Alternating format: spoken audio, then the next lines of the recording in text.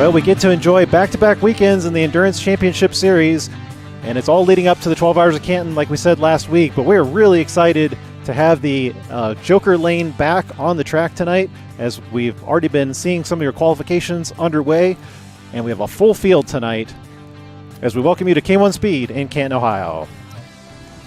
Hi, everybody. My name is James, and Adam is actually here at the beginning of the broadcast. That is awesome. That's like a new record for us. I think that's the first. Never had that at the beginning of the show. I always have to start off with like talking to everybody by myself. Yeah. So here we are, the final round. Thankful that you are found the stream, and we know a lot of you guys are friends and family of the drivers. We certainly appreciate that, but maybe you just happened to stumble upon the stream by chance. Yeah, it is electric indoor go-karting, so something new and entertaining. We hope that you find it interesting. But as always, for those of you who do have drivers that you are following, we hope you put their names in the chat, and Adam will put your name up on screen, and we welcome your questions and comments as always. So you already saw that Miles Braxton, who is from Washington State, is already on track, and he ran his qualification run. He actually made it all the way across the country to be with us tonight, so we welcome him. As we now go into the second round of qualifications, we saw Ethan Mast put up a great time, so we'll put up the pole position time right now, the 25.698. That's going to be the time for everybody to beat, but we expect a lot of times to improve on that as time goes on. So last week was very fast. We got some feedback from the drivers last week that they really enjoyed this Joker lane, so as you can see, it's open. Going to do it again. And that means that at some point during the race, you can Joker and you can shortcut the track. We're going to increase that. Last week we did 4 times. You're going to go... No, we did 2. This time 4. Sorry, we did 2, and this time we're going to open it up to 4. Now, the C-Main is still not going to have that because those are the drivers that are still learning the Endurance Series, and we're getting up to speed, so we're not going to enable that for their round. When it gets to the B, last week we asked them whether they wanted to run Boost or they wanted to run the Joker, and they chose Boost. So this week we're going to force them to run the Joker. At least that's my understanding from race director Armand. So then when we get to the C-Main, we'll have 4 Jokers and Boost all combined together. And at some point in time, we'll probably be talking to race director Armand Deligny because we were talking about a commit line on the front straightaway, and there's some white tape down there, and then drivers went into their meeting, and what was the word? What was the phrase that they told you? De-escalate. De-escalate? So nobody really understood what was happening. De-escalate the confusion. Not sure if Armand was able to talk to them, but we'll see. It looks like Owen did pull up some of the white tape that was down, but we still have the dotted ones. Maybe in between the sessions we'll find out what happened with that. Katie Wise is going to swap the cart. She's bringing in the number 32, I believe, I saw, and looks like they've already swapped her to a 31. So pits are open during the qualification round. You are welcome to do that if you'd like. A new driver joining us tonight is Blake Scheckler. He's going to be running in the 12 hours here in a couple weeks, and so it's good to have him running the practice endurance in the events that lead up to that. Blake Scheckler, one of the representatives from Canton that went to junior national championships last year.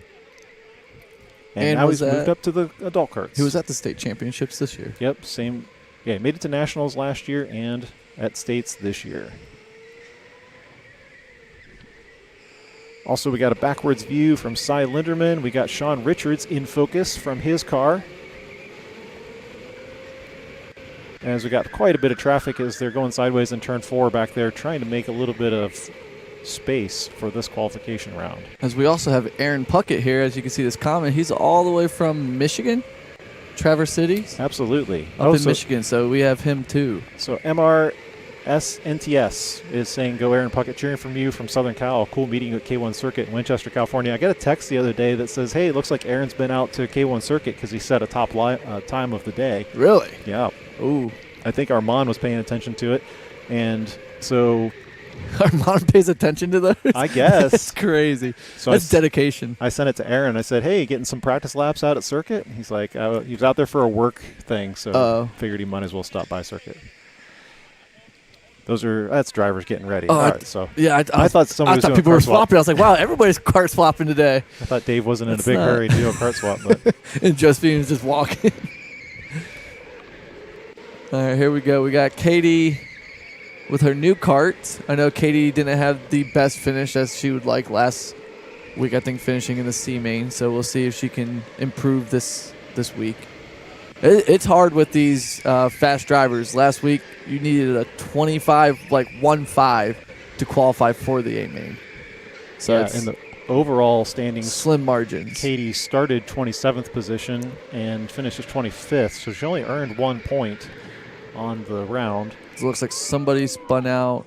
And they're going to throw a flag, and that's going to be to the disgust of Katie Wise because she doesn't get to finish that lap. We'll check overhead to see if there was anything that happened. Not sure why we're bumping in qualifiers. It's not that serious, so...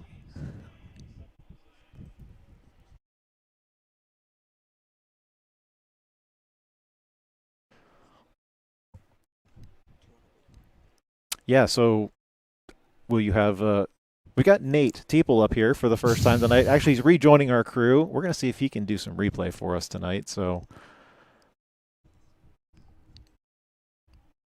you all set with the overhead? All right, cool. Let me see if I can get it queued.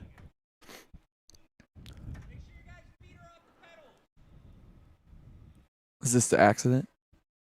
Might have caught it because it was in turn 4. Or are you just following Katie Wise? We were on board with Katie Wise. Somebody just caught the... All right, that was successful. Way to go, Nate. At least it works. Yeah. Practice. That's what qualifiers for.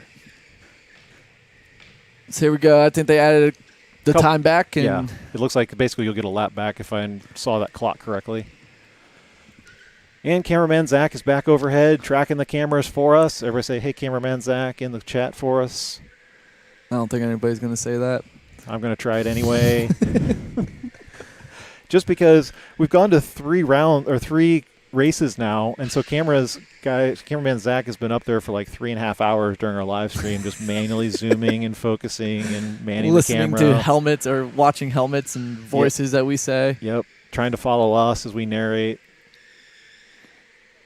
But unfortunately, we're not going to have him for the 12, so he's going to be driving in it. All right, you're following Katie Wise on the overhead shot. She's going to ring the timing line, and we'll see if she makes any improvement there. Still 26.1 is her best time.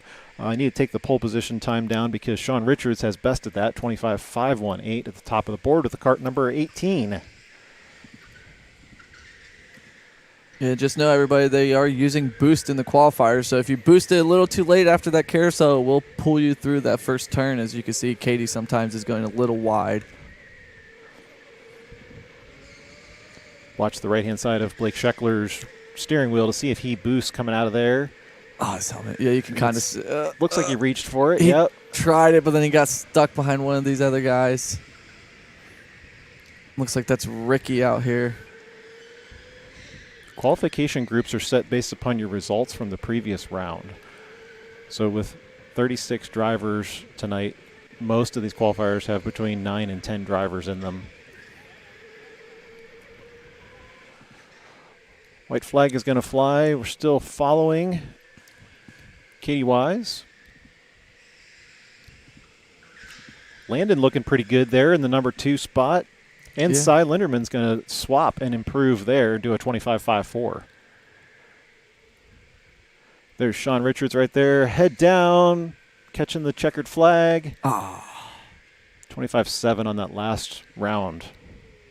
But that's good. So if you look through how many drivers have we had already, say that's 18 drivers we've already gone through, and Sean's at the top. So out of 36, he'd probably be in the B main to where he's sitting right now. We'll see how it all sorts out. As of right now, provisional pole sitter.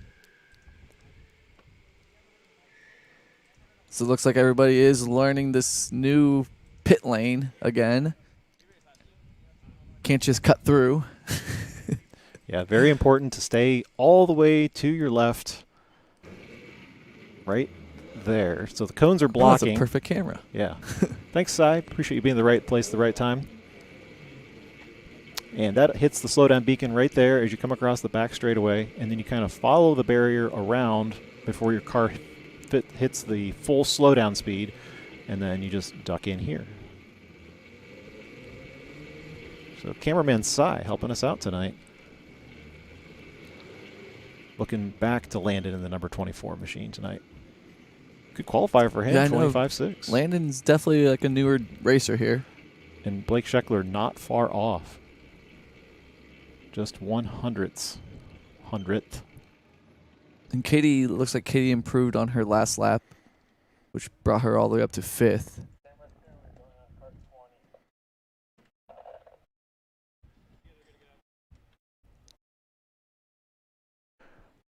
So we can see Dave right here, locking in. He needs to get back to that A main. He was bumped to the B main last week, so Yeah, he had to sit and watch the A main last week. it was weird. Usually you see those two yellow helmets out there together.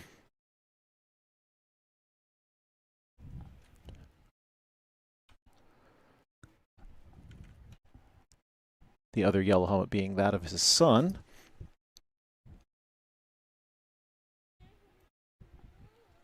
Oh, can't go anymore.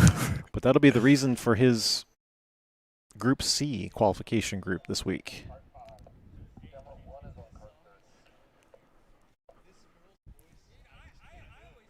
I think Sai's going to be pretty happy with that qualifier too. Yeah, because Sai was one of the ones that talked to me during the week. It's just like, man, it is crazy how the margins of these, the A main to B main to the C main, and how you have to have a 25 like size. Like I got a 25.3 and I wasn't even in the A main, and it was like that's my best time ever or something like that. And then you're not in the A main, and it's just like these guys are just super fast, and he's like, just makes you want to keep coming and practicing and running races just so you can get better, because as you take a break, you're going to be losing your spot. Yeah.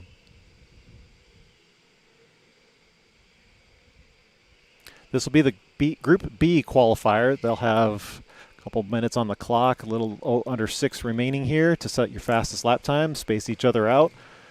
When we get everybody's qualification times together, we'll sort you fastest to slowest. Anybody in this race could be top 5.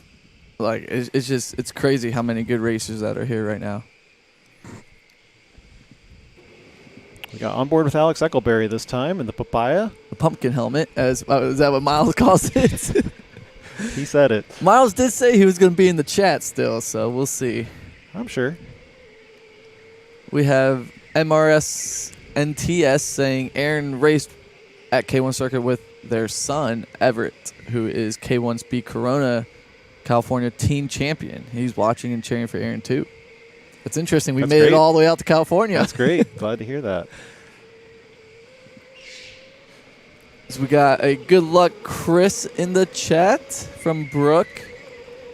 Chris is usually pretty popular. Yeah, we'll on the stream. Get the points here in a second, but Chris still sitting in there on the, just barely hanging on to the top 10 in the rookie standings, but I talked to Chris. He's if on he the board. Was interested in 12 hours. Unfortunately, he'll be out of town. That's no excuse. That's what I was trying to get the hint to, but he says he appreciates it, and he really wishes he can, but he's just going to be out of town. As you can see, Dave's already at 25.444, so he's technically on pole.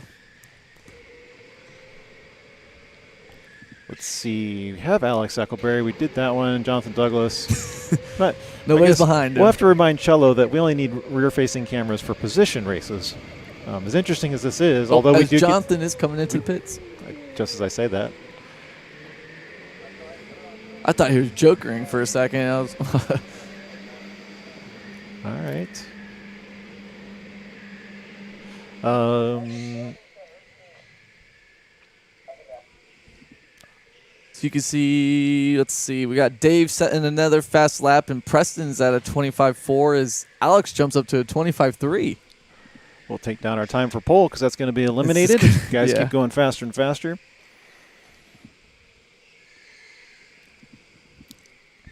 I looked at that car 6 and I thought for a second that it was PJ Mannypenny. It is. It is. Yeah, that's right, because Dave's not in car 6, sorry. Preston Fisher, the number 12. Did Preston opt for the booster seat this week? Looks like it. Yeah, it does, kind of. Yeah, there is a booster seat. He's got it. That was a good zoom by Zach there. Yeah. Pretty steady and all. We'll see if that helps him. I know it doesn't help some people like Armand, but Yeah. When you're 6'2", I don't think you need a booster seat. the guy in Columbus, it worked for him. So Wait, how did you do that? Okay, he did a kart swap. I was like, Cello, you did amazing. You swapped the camera while it was on track. Never mind. Cello's actually standing on back of the cart right now. We just won't have Zach pan over to that. Don't know that Jonathan would appreciate that extra weight carrying around, especially on the rear end. As Alex is at 25.284 right now. Where did Alex finish last? I think he was in the A main, right? No, he won the B main last round. He won the B main? Yep, we did that interview with him. 13th, the overall position. Oh. He gained a spot during that race, moving up. Oh, so we have another stoppage. Pretty unusual to have stoppages during qualifiers. Is that an issue with Xander, the number 31? I'm not sure what they're... Seems to be the one they're talking to.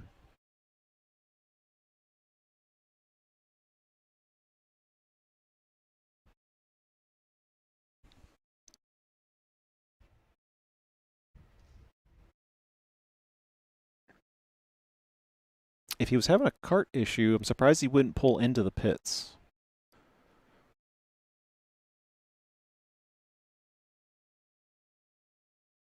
Unless something happened and he just ran into the barrier. Are they looking at a mechanical issue? Looks like they are, but yeah, like you said, kind of have to pit. Maybe he smacked the wall and was kind of like just like shocked or something. Owen's checking the brake. Maybe that's what he's claiming, and there's no brake on it. Pump him, pump him, pump him. You don't need the brake in that corner, Xander.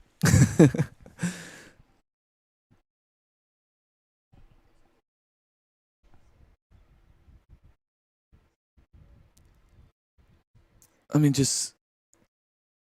I mean, during qualifier, the guys are supposed to bring the car in. Yeah, I'm not sure why we have not multiple stoppages during this qualifiers.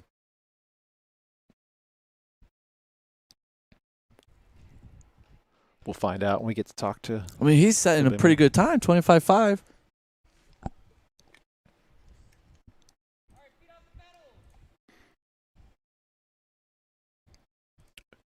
Armand, you want to grab your mic down there on the floor? Last week, his qualifying time was a 25.4. Does it work? Yeah. Oh, yeah, it does work. As we have another stoppage here. Yeah, it looks like someone didn't get speed. Is he having a problem with a brake? Is that what the issue is? Is it Xander again? Oh, and is it Xander? So Xander had already pit stop. He already swapped carts, and then brakes gave out. So we don't know really what's going on. Okay. Well, can't you can swap again, right? He can swap again, yeah. I mean, but with a minute left, there's no point at that point. But yeah, Which should have. Yeah, that's what should have happened. Yes. Which I get too, because that is ruining your qualifier. But now, if it was an like an actual cart, like mechanical, probably add another minute back on.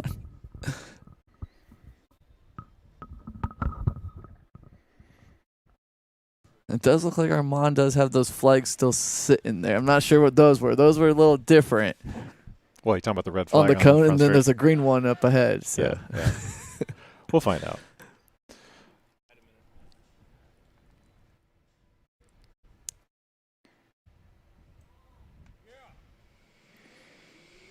Let's see. All right, qualifying back underway. Alex Huckleberry still on top of that leaderboard. Going to warm up the tires in the number 20 after sitting for just a couple seconds. He'll bring it around turn number 5 and then approach the front straightaway to see if they can get maybe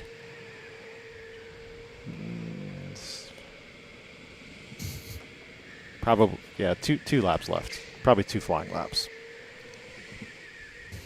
So it sucks when it stops because it's like you have all that momentum and your pace is up to where you want it, and then it just stops and it kind of just right. It's a bummer.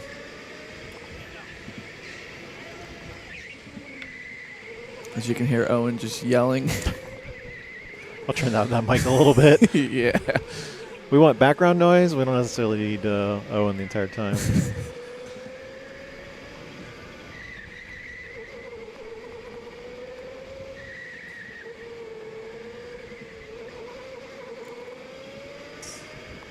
Remember the days when we used to do qualifier? It was just 5 laps. I think we should go back to that. The qualifications have gotten pretty intense with people getting sorted into these groups. I don't think that would be a positive vote for that one. As Dave jumps up, but then Ryan's able to jump both of them, and Ryan's at 25.265.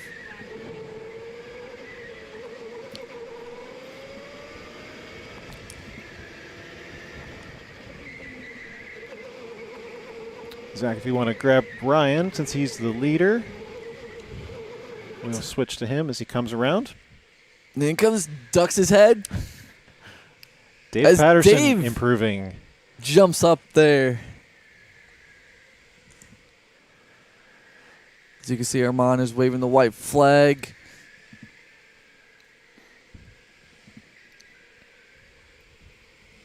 Where did Dave go on track? Right there. All right, Dave's got the white flag.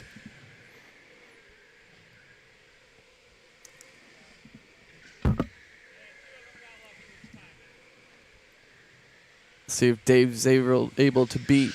It's 15 seconds to go. As Preston jumps up to a 25.306, and Dave is going to jump all the way up to 25.16. Just barely snuck it in there in the timer. Do we know who started the B main last week? Like who was on pole for B? 13th was Ryan Kramer. Ryan. I just wanted to see what his time was. As Ryan Kramer was able to jump up to a 25.164, just right behind. But his qualifier Dave. last week was? His qualifier last week was a 25.167. So Hey, improvement. and, Nice. and that was B main, the start of B main. So we'll see if Dave and Ryan can hang on there. Now I see why you were doing that. That makes sense. As we have Monty Love saying, "Hey, cameraman Zach." Yes, thank you. We had somebody. Thank you for making Adam wrong. Oh boy, here's the last group ready to go out for qualifications. Oh, yes. It's going to be a good one. I think I see a camera on Tyler Stevenson's car there, but it just don't have a camera feed yet.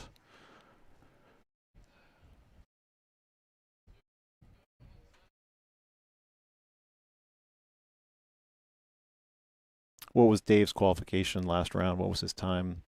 Not that he was excited about it. Do you know where he started? Well, he ran the B main, so. Dave's last time, 25.283. So good improvement there. Good. It was all This the cart. is the difference to where you're A main and B main. Yeah, So it was the cart. probably.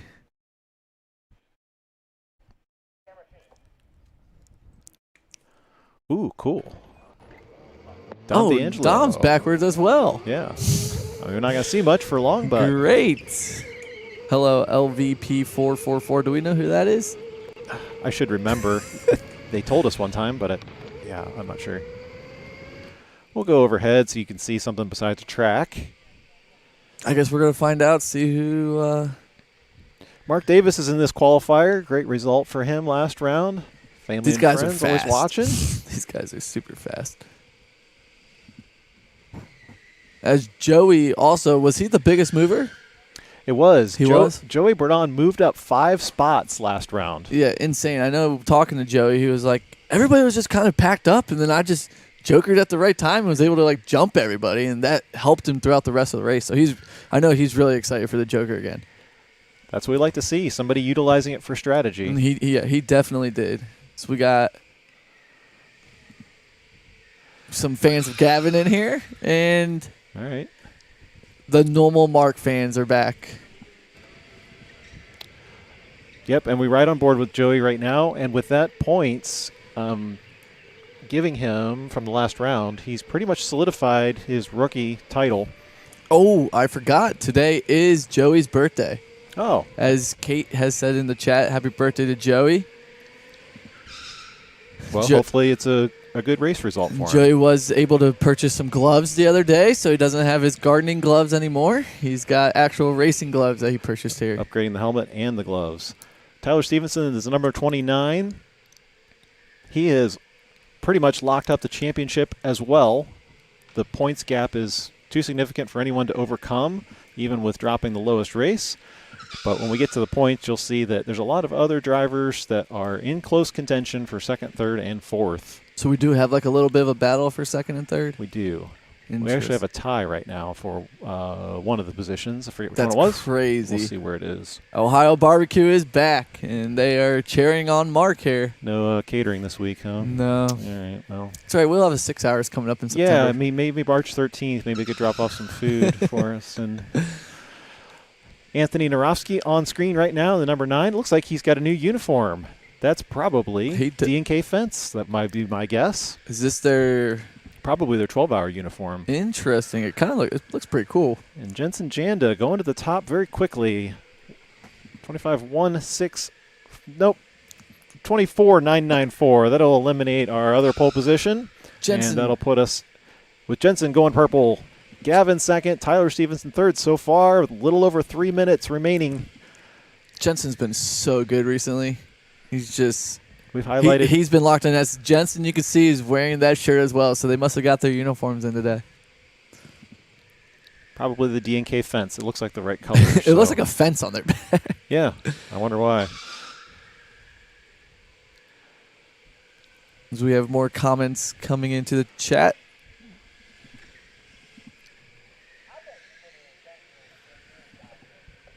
Timing the boost typically out of this corner. Jensen told us in an interview one time that was the only place he likes to boost. And I do strongly believe it matters where you press it to. It really does. You could press it halfway down the front straightaway, but it's going to mess up your timing and it's not going to give you the best boost out of the corner.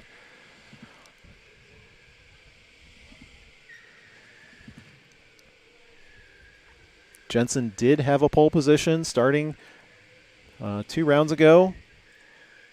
It's a little bit of an upset with Giovanni taking that spot, but Jensen's still in the hunt again for another pole position as we stand with just a little over 2 minutes remaining. As we have somebody saying, dang, Jensen with a 24.9. Last week, I think the fastest lap we had was a 24.5 by Tyler in the final. So a lot of these guys should be close to cracking into the 24.9s. As you can see, Dom right here is right on cue.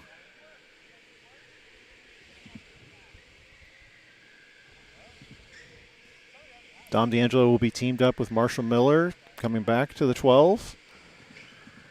Marshall not participating tonight, though. So Dom being the lone member representing his team.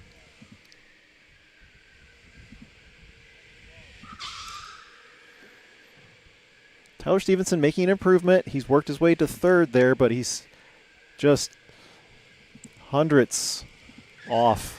And he hasn't started first since the very first one. But we always watch for him, and I want to say just him, but any of these guys, last lap flyers. Oh, yeah, and look, we got Mark Davis here running a 25.140, sitting in 6th place right now. Dom D'Angelo's going to scrub a little speed going in turn 1. I don't know if that's going to set him up for a good last lap or not. Yeah, I think Dom keeps running into that same problem. He's just boosting a little too late after that carousel.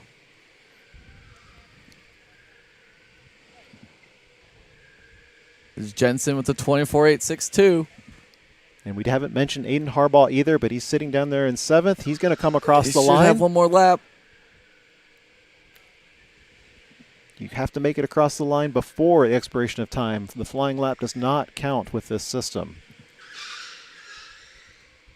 Jensen's going to improve with 24.8. Jeez. 24.799. He improves again. Is Aiden? No. Oh, he is. He jumped up a make it? position. Yes. He jumped up right over Mark there. Just in for the nick of 6. time. 25-1-1-5 Wow. for Aiden.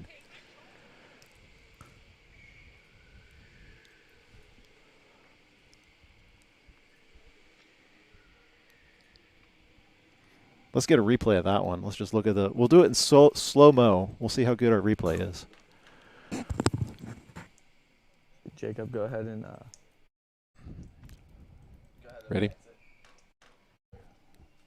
Queuing.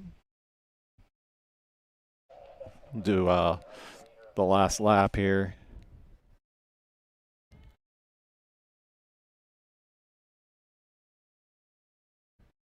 Just want to see how close. Well, we don't have the timer on there. My bad. Sorry. We'll slow it down right there. Slow it down just for dramatic effect. Cool. All right. Slowdown's working. Good.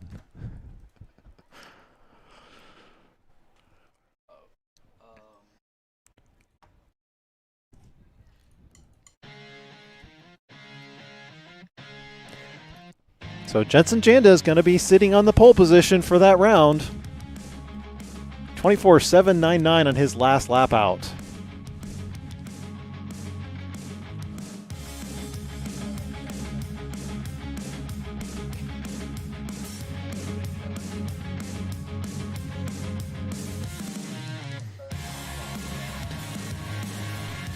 Yeah, Cholo, make sure we got our track mic on, if you would, please. I did not have it on earlier, so.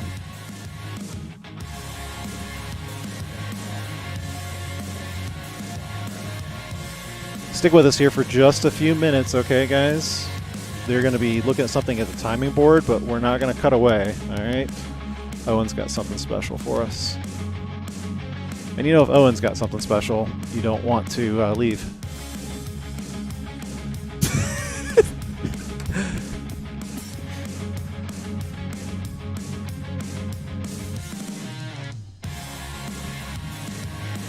All right, you got Mike now, Cholo? I do have Mike. All right. Before we get started racing tonight, we have to acknowledge somebody who's been very. Why is he on his knees?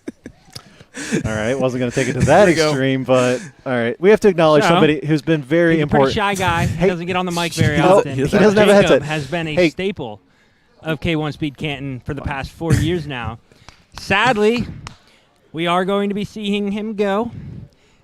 He is going to a new job, which means we will not see him again, except for the 12 Hours of Canton.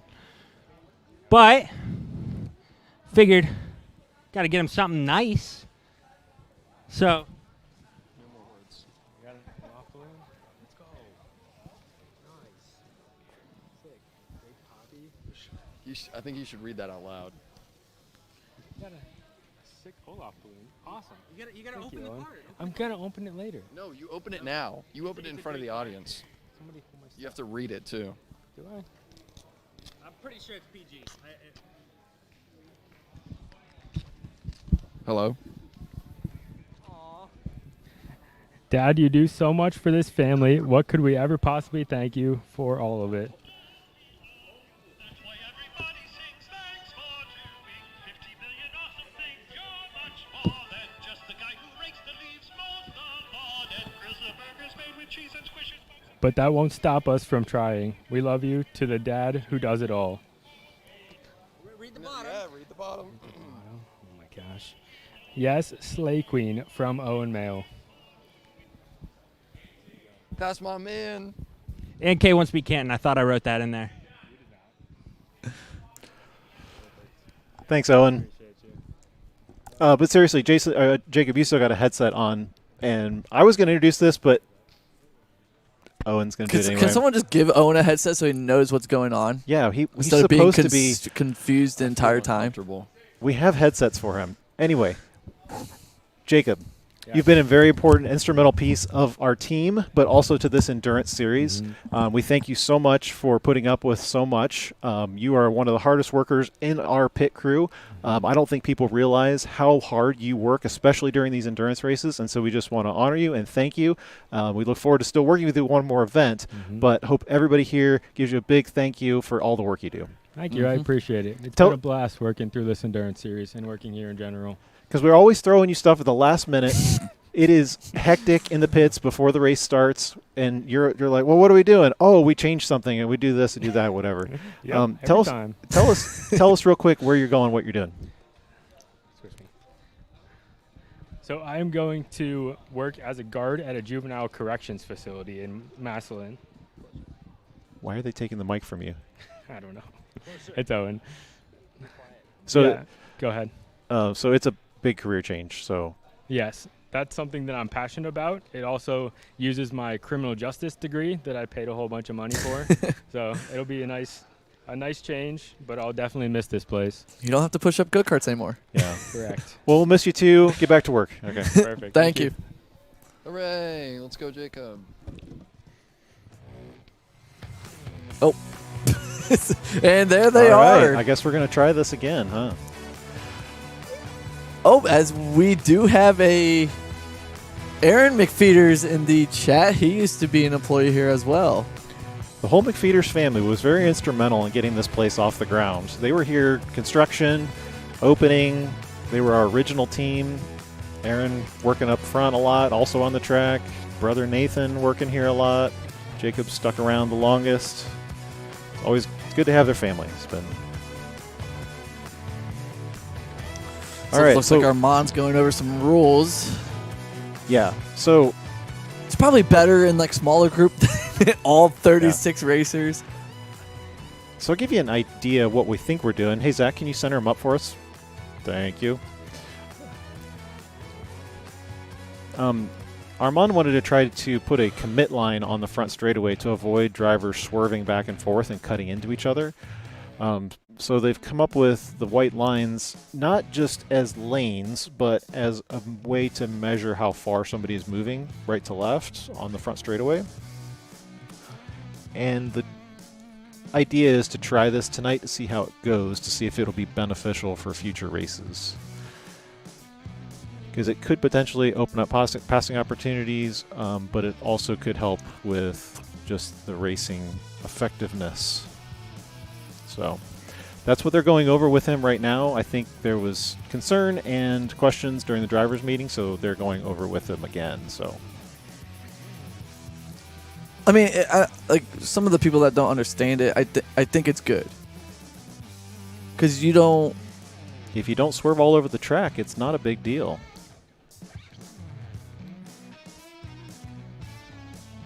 But with anything, once you create a rule, then there becomes lines. Where do you cross the line? What's the penalty for it? What's too much? What's...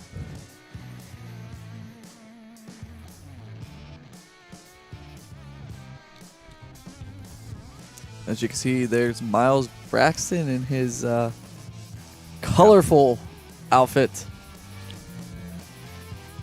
Well, let's just switch to this then. Don't forget, March 13th coming up. It's 12 Hours of Canton, presented by Royalty Roofing. You guys don't have to scan the QR code. You're already tapped into our channel. But if you're not subscribed, go ahead and hit that subscribe button for us. And while you're there, maybe click the like button for us as well. We'll be streaming the whole thing. Yep, the whole thing. Got our production crew coming back. And it's gonna be a long, long day. Yep, we'll have Derek back in the booth as well. So mark your calendars. I know Jonathan was like, oh my, that's like 2-3 weeks away. I was like, yeah, it's going to feel like tomorrow it's here. It always comes. It comes fast. It comes very fast.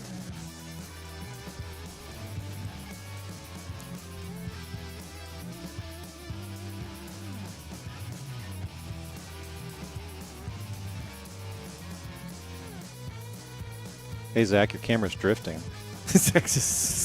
Can we get like a camera on Zach so we can see what he's doing? He's just going to spin it around like Drew did back in the day. We put like a GoPro on the scaffolding. We can see Zach just like falling asleep and the camera moving.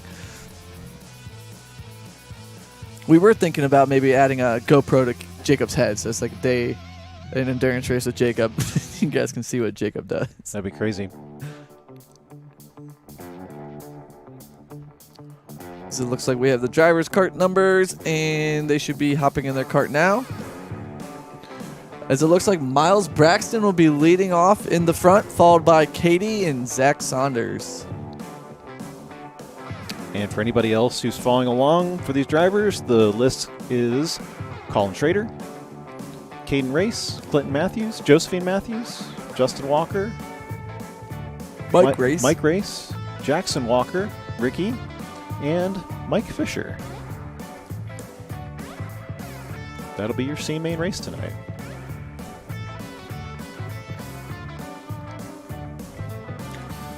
Got father-son and father-daughter. That's right. Hey, Zach, find Cello for a minute.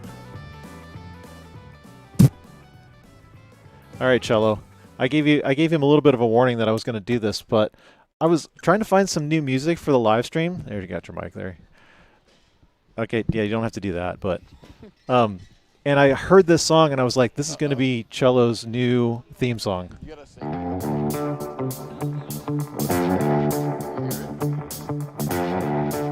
Are there words? No. You could just see him groove into this. Some say he doesn't really know what's going on track. Some say he's still wondering what that bald man is doing at the track marshal stand. Some say he's still learning drivers' names, but he'll interview them anyway. Ladies and gentlemen, from Canton, Ohio, Cello Codaspoti. That's me.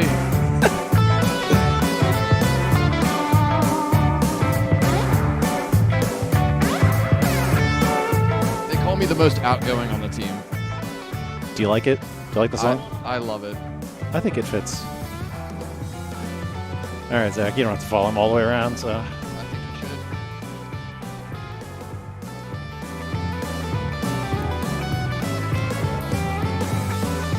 All right.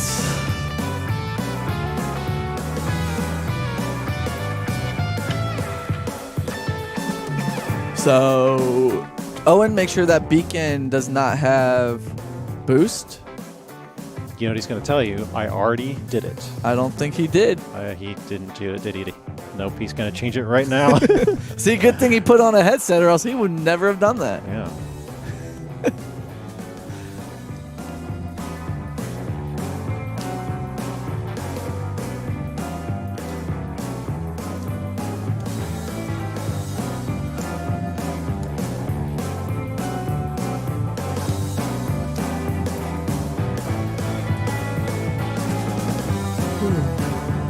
All right, looks like they are good. So they should start gridding them up. Probably could have been doing that, honestly.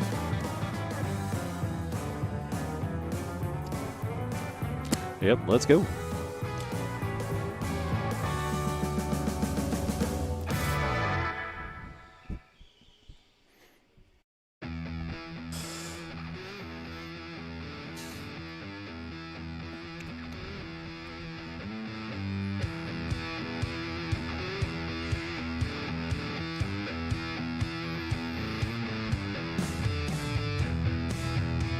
We'll be gridding everybody up for the C main race tonight.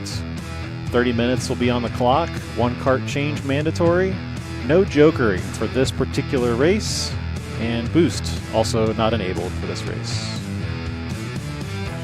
But this is still fun. This is going to be good.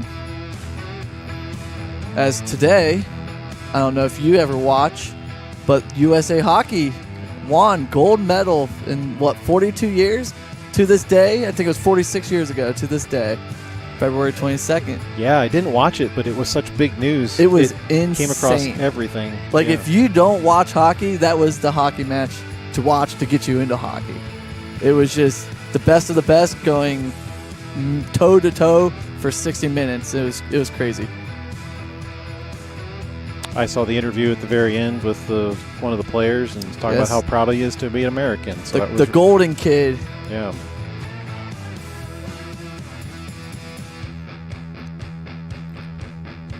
As we will be having the Summer Olympics in the United States in 2 years. Yep.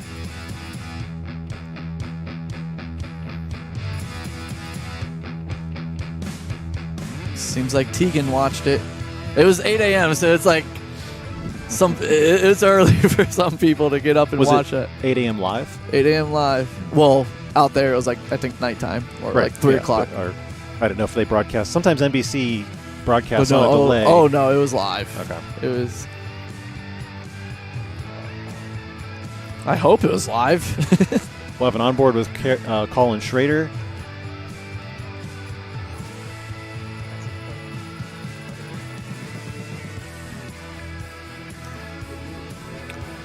As well as Mike Race.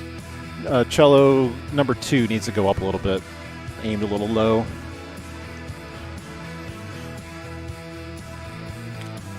And third and finally, we got a backwards shot from Miles Braxton sitting on the pole position for this race. So, As you can see, the white lines there, the tape, that will be the lanes. Not 100% sure how they are going to be doing that. So I guess we will find out.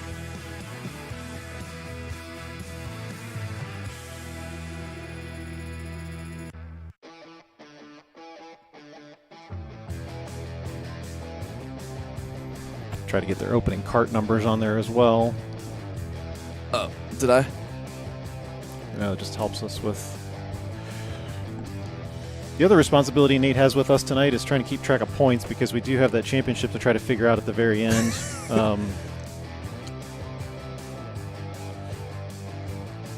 So really going to be paying attention to the A main tonight and where everybody finishes to see who's got what points. But all right, we're getting the feet off the pedals thing, and we are about to go. Stand by for the C main tonight.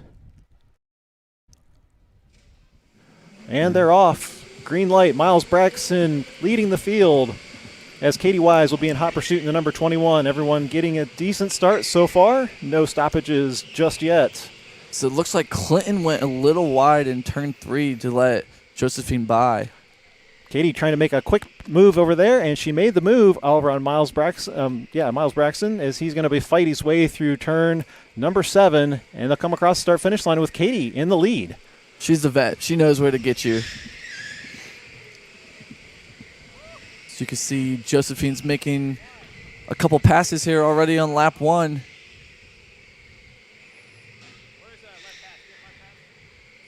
Oh, I forgot they're going to be doing that, so. Yeah. Nervous start for Miles, the number 15. That's bottlenecking Zach Saunders from behind. Colin Schrader also there in the green shirt in the number 27. As we have right on board with him. We didn't get that camera aimed up just a little bit there. But you can see nose to tail on that. Kind of bumping a lot. But everybody's kind of nose to butt here going through 2 and 3. That's going to give Katie a big leap on the field.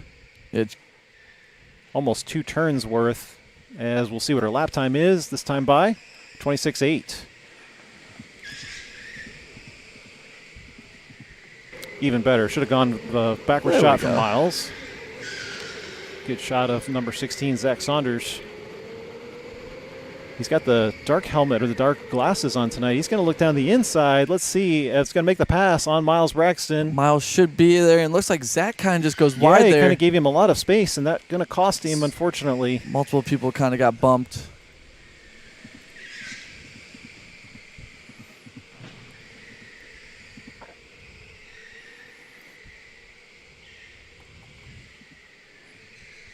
We got that that turn back there. We'll try to get a replay on that one just to see what that looks like. And slow that down right there. Slow it down, slow it down. Yeah, he just went wide to give him a little bit extra room, and it looks like, yeah, you can kind of see Zach kind of gets pushed a little bit to the side here and just comes to a complete stop. But Zach was able to capitalize on that because he took the spot. So yeah, as you can see, Zach's right back in it up here. You don't need to throw your hands up. Yep, just keep driving, and Zach's going to give him the spot back.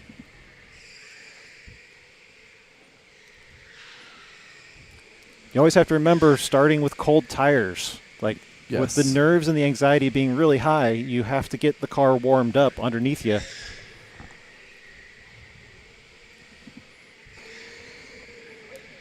On board with Mike Race, back there in the number 10 spot.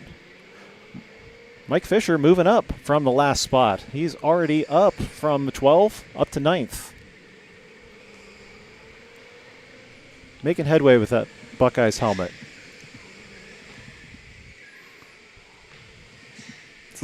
Josephine making a pass on Miles Braxton as he continues to try to get the cart underneath him in this position race.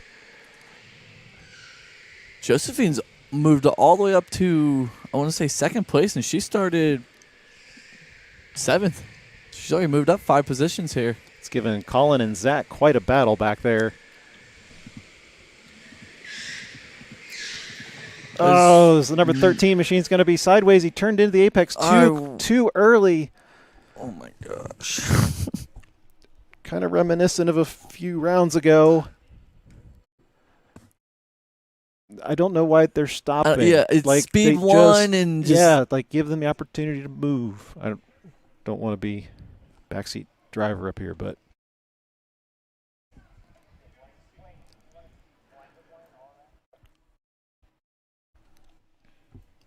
Ready for a replay?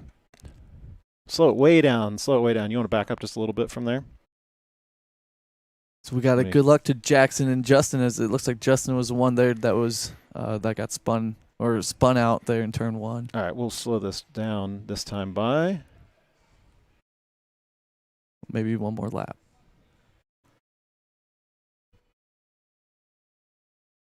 Got 1 lap to go. Yep, gotcha. Speed him up. Make him go really fast. Zip, zip, zip. There we go. All right. And there we go. Slow him down. Slow him down. There we go. Oh, I got 1 more lap to go. That's all right. It's really hard to control this from... that's why he's here. Yeah, that's right. That's why we got somebody dedicated. All right. Whoa, whoa. All right.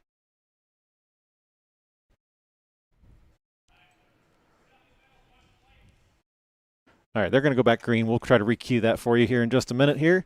Yellow lights are out. Katie Y is still leader of the field. Which I guess it's fine.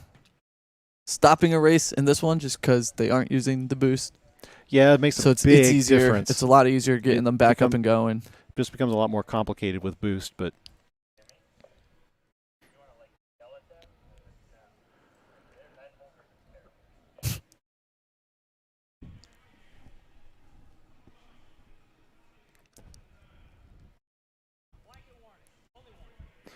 All right, that's the warning. All right, feet off the pedals. Oh. Visors down, watch. He moved up a little bit there. That is the 2nd time he's done that. Last time he was here, he did that as well. And people were upset about it. All right, back underway. They're going to go too wide as Mike Fisher going side-to-side battle with, I believe that was Clinton Matthews back there, and I think Clinton's now going to dive off to the side. Do we have that up? Awesome. All right. Oh, I just missed it, so it'll get from this point forward. Sorry. Because I think Ricky pit, because Ricky always pits at 5 minutes in, so early. So no, Ricky's in there. These guys are just battling for that 3rd position here.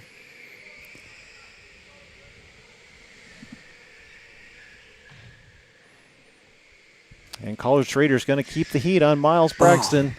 And we'll go backwards from his shot.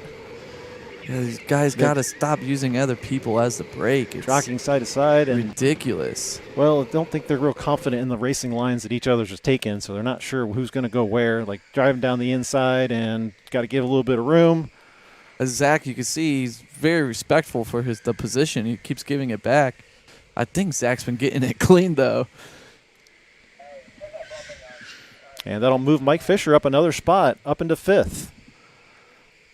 Yeah, Mike started all the way in 12th. Yep.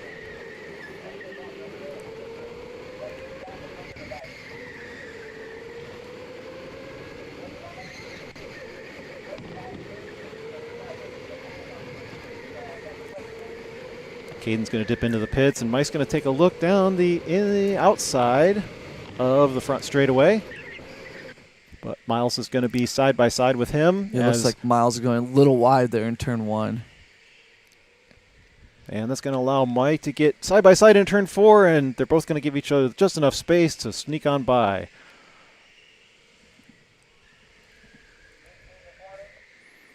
You would think that this is like the last 5 laps of the race, of the way this is going out. I know. We still have 21 minutes to go. Pay attention to our pit camera Yes, for us. yes. Let's go back on board with Miles Braxton looking behind for Zach Saunders. Cars 15 and 16 in pursuit. And Zach is on Aaron's team, right, for the 12 hours? That I'm not sure. Josephine Matthews going purple, looking at that timing board.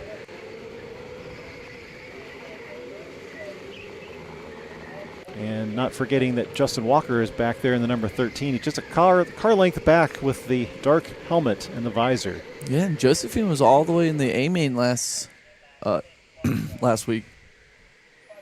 Wow, my throat hurts. Side by side, nope.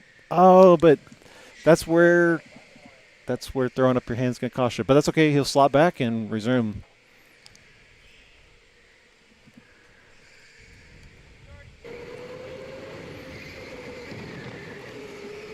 Now is he going to look to the inside again? He's going to make that move on Miles Braxton. That was Can he a make it great stick? move there. Yes, he can. He is able to make it stick.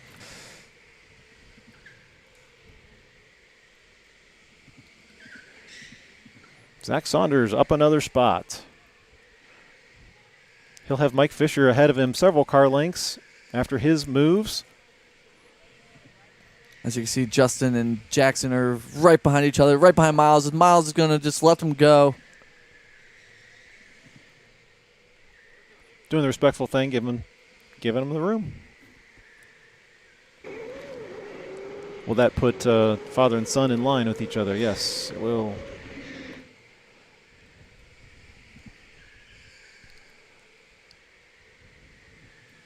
Jackson's going to give his dad a little bit of heat, going side by side in 4. I wonder what goes through their head when they're battling each other like this. Jackson's like, I got to beat I Dad. wonder if he's like, I'm not letting him pass. Yeah, pretty good. But he's going to lose a lot of ground on that corner. You get in the heat of the battle and you forget your, I want to say braking points. There's not a lot of braking points on the track. It's your throttle.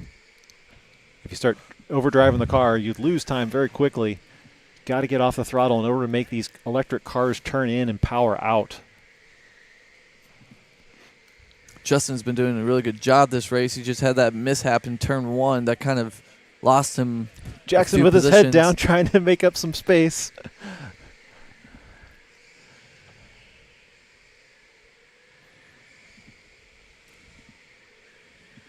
And the tempting thing is to just overdrive the car, and then you start losing more time, and you start sliding sideways and losing more and more ground. So I was doing a training yesterday, and I said, Wayne, when you get past, the first thing you need to do is go back to your basics. Go back to, how do I set my fast lap time? Yeah, you do need to worry about the person behind you, but you also need to focus ahead so you can stay focused fast. Yes.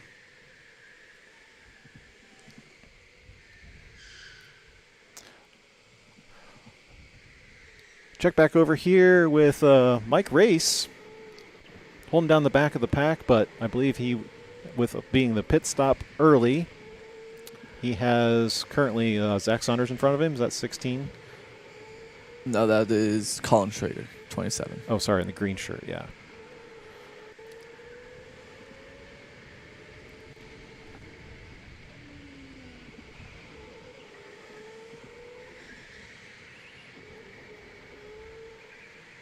And then when you're sitting like this and you don't have a lot of traffic around you, it becomes a true endurance race because your mind doesn't have anything else to focus on except for And you could just fall asleep and run into the wall. going around this track 50 more times in the next 17 minutes. As it looks like Josephine's has a birthday coming up this week. Oh, Jackson's going to push his dad sideways, but is that a peace sign or a... That's definitely a peace sign. He's like, see you, Dad. Yep, see you, Dad. We'll check that one because I don't know if that was a legal pass. He's going to go wide there. Now it looks like he's kind of... Yeah, there, he's going to let him by. He's going to let him by. Then Katie's going to catch right up behind Jackson and give pressure to them. If I was Jackson and them, I'd probably just let Katie go, as Katie's been just cruising in this race.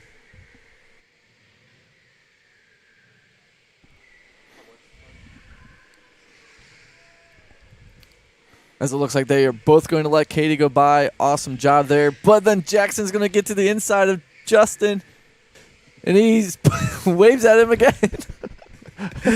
We'll see if Justin's able to make the pass back on Jackson.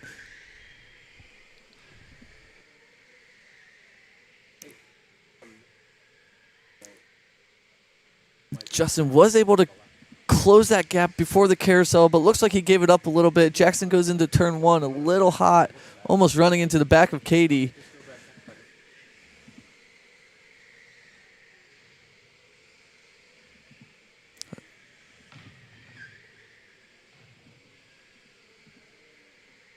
All right, we got that replay queued up of them going side by side, and then here's Jackson's move.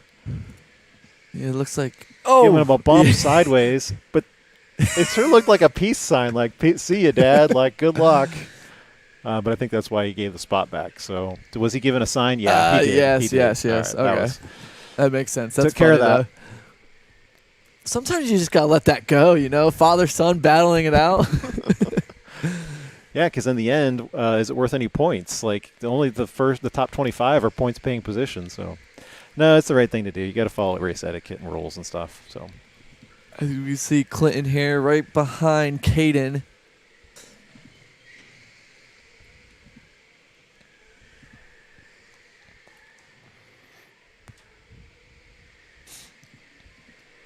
those will be for positions since we had the pit stop, and cart 6 coming in. That'd be Josephine.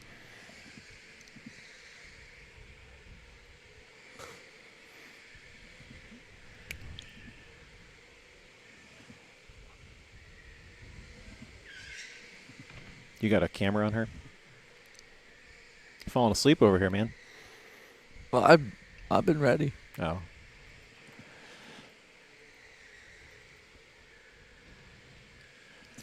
Josephine's got to have pedal extensions and the booster seat, so she's very happy to have a pit timer. I think we all are. Yeah. Mike Fisher going fastest lap of the race so far, 25.6.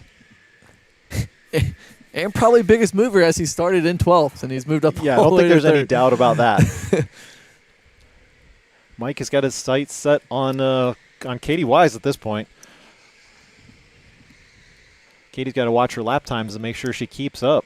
Mike was telling me that he needs to put more stickers on his helmet. But Like Buckeyes? or- Buckeyes, yes. Yeah. But also might be getting a new helmet for next season. That'd be As it cool. looks like Josephine had a delayed pit stop. She'll be good to launch because her time has expired. Back to the father-son duo right here. Jackson in front, leading his dad. Justin keeps closing that gap and just getting right behind him. So we'll see if Justin's able to get a pass up here.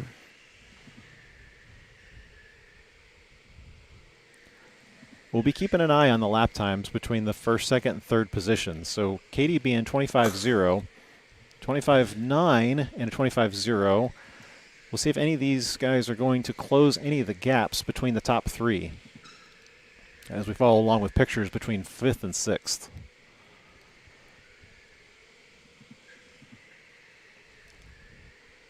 Now Zach Saunders got something to say about that fastest lap.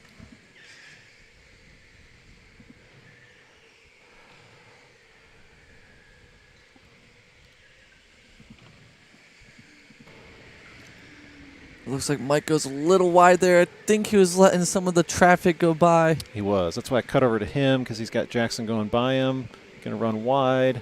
And Justin's able to get around him as it looks like somebody That'd be named Miles Braxton. Braxton just dives into the pit. I'm glad he remembered. Yep, that'll be his shot. We'll check up overhead again.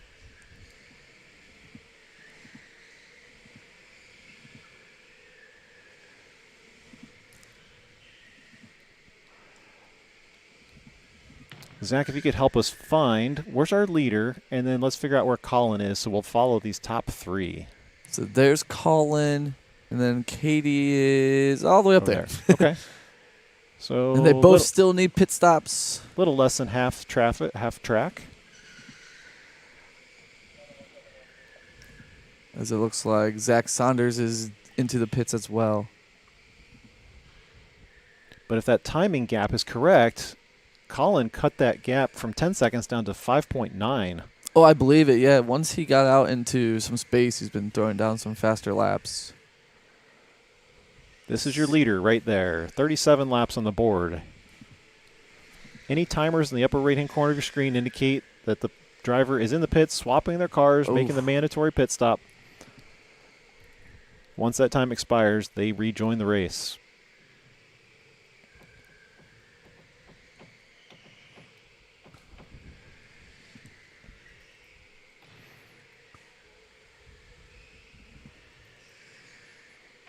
You see Zach Saunders has pulled up to the line. When I was looking at it, it looked like Miles had a little bit of a delayed start there.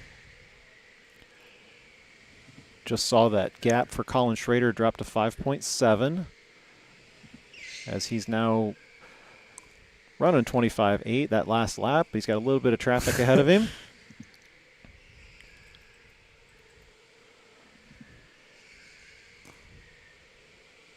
We'll see if Ricky's able to let Colin pass, as Armand is going to give Ricky that blue flag. Abiding by the rule, but on the front straightaway, and there, he'll let him go. We knew he would do it. He was just looking for the right spot. So Yeah, great job there by Ricky.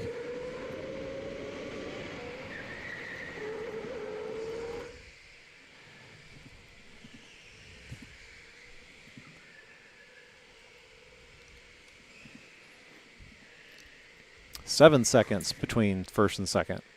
How far back is Mike Fisher? Right there. He just went under the side at the bottom of your screen. Right there. Yeah, he's going into turn 3. So he's not that far behind Colin. Yeah, so he'll have He's moving. he'll have Ricky coming up here, but then He has his that'll be your gap between second and third.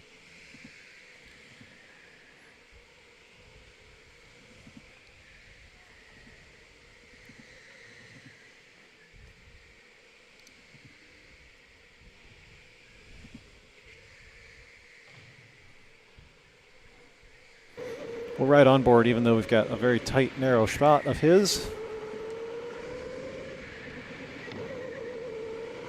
Watching to see how wide he runs out the carousel. This will be the front straightaway here. There's the timing line underneath him.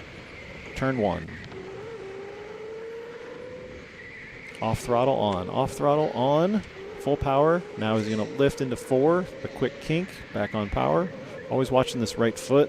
Oh, he's got adding some brake in there. as Katie's into the pits. I think we're still waiting for her to come on up.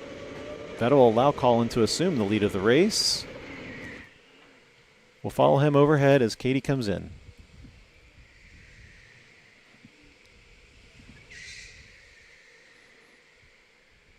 Still good lap time with Colin, 25.8.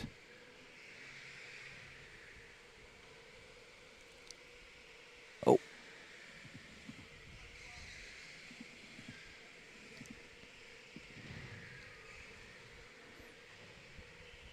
As it looks like Mike Fisher has come into the pits as well.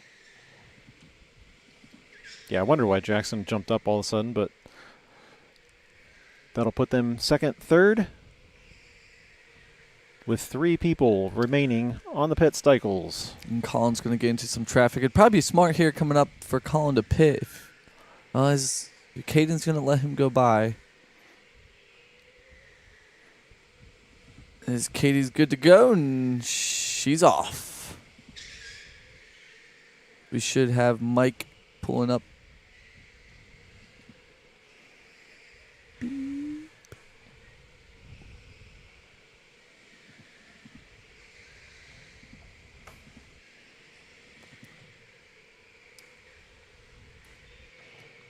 Still waiting on Colin, Jackson, and Justin to pit. So we have about 7 minutes to go remaining in this race. Yeah, and they just happen to be the drivers that are in front of Colin right now. There we go. Colin's going to dip out. He must have been listening to us. Probably. Ooh, he was super slow on that in lap, but not the in lap, I'm sorry, but the slowdown zone. But that won't affect him too much because the clock's still got to run out before he can exit the pits, so it's fine. All right, so effectual leader will be Jackson Walker. He gets to lead this C main for Go, a little Jackson. bit tonight. Don't pit, just go. Take the win. That might be a little bit of a problem with the DNF, but minor details.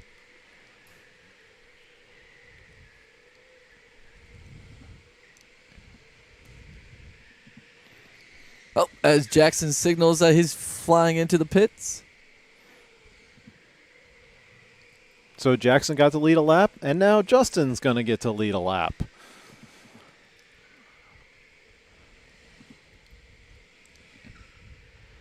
Should be coming up here soon. I was waiting for him to pull up. He's still over there. You go. There we go. Oh, that's Colin there. Yeah, here we go. We got Colin with 3 seconds, and Colin's going to release. And we're going to go find Jackson.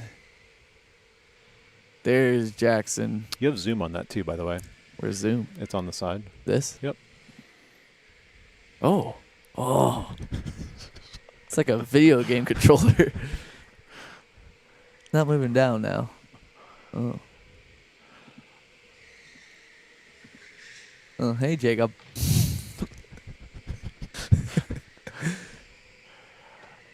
All right. Oh, gotta catch him. Justin really wants to hold out to lead this race for a little bit. So, meanwhile, you're watching on-track action with Colin. He's going to get the motion by and the wave. Thank you. Appreciate that.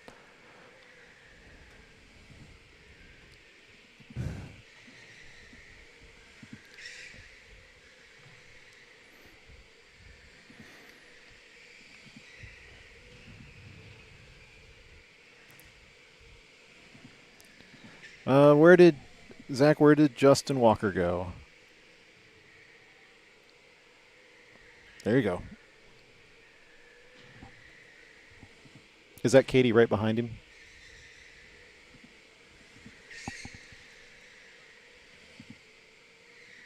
No, it's Caden. Okay. Both black helmets, so.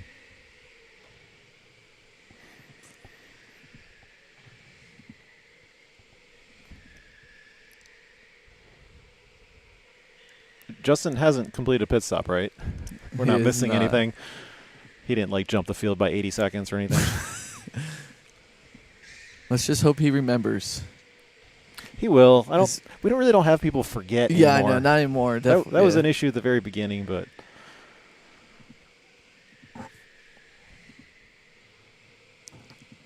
he just doesn't want to have to worry about warming up a second cart. Or he just really likes this cart. Like he's just he just feels comfortable in it, and he's just trying to make up as much time as he can. As you see, he's been getting some pretty clean laps. Mike would be a good guy to follow up here, as I think Mike still has the fastest lap of this race.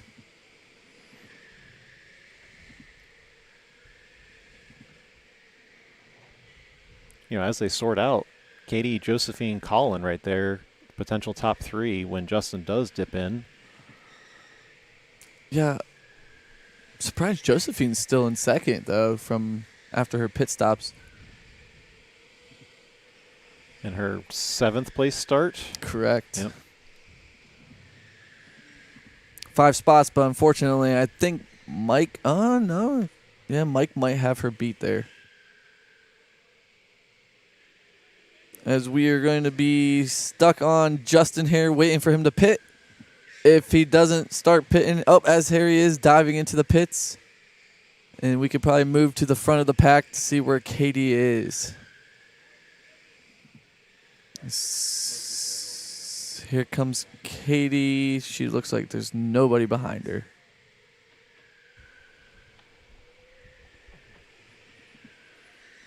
So we have about 2 minutes remaining. White flag should wave in about a minute. Hopefully less than that. 30 seconds. Got to get it in before the time expires. A minute 30, you think? Oh, never. I'm looking at the pit stop timer. Sorry. Yep, not the right clock. As that is Justin. You can. Guess we'll just have to see where Justin comes out here.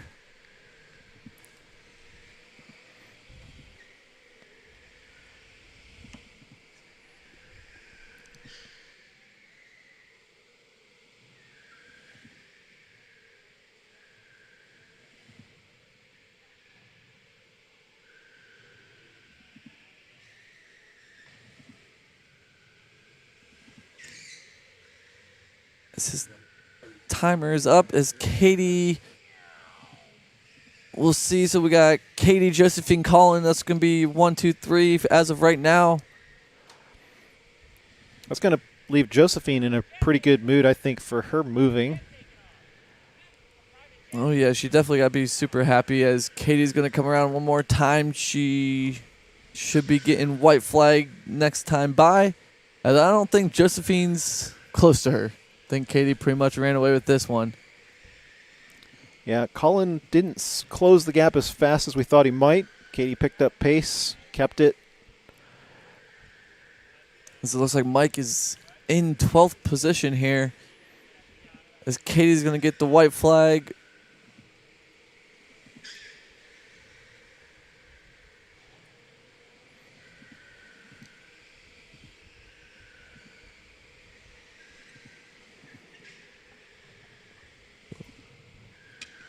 And then she's going to round the carousel for the C main tonight. You usually do the finishing, so I was letting you do it. I got nervous after the other one. And there we go, Katie Wise.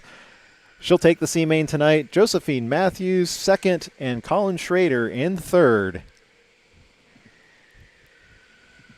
Zach and Mike rounding your top 5. Mike Fisher, definitely your biggest mover tonight. So You're good. Oh, you doing replay? No, I was just looking at I was trying to see where Katie was up there, but I don't see her. Oh, yeah. I was going to see where she was at last week. God, did she win C-Main as well? Let's scroll to her name here just a second. Katie Wise. 14. She finished, she finished 25th. So she won C-Main as well? Yep. Back-to-back C-Mains? Yeah, I'm sure she'll tell you that's not a track record she wants, but it's not. It's consistency. It feels good, winning a race, even though if you're A, B, C, D. That's very true. It just feels good winning.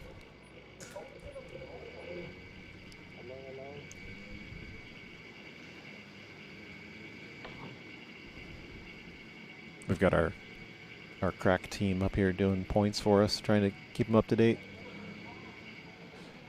It'll be most important for the final A main. Oh, man. And if you've never done a endurance race before and you're just finishing here, this is where you're like, finally. 30 minutes seems like a long time in these cars, especially if you've not done it before.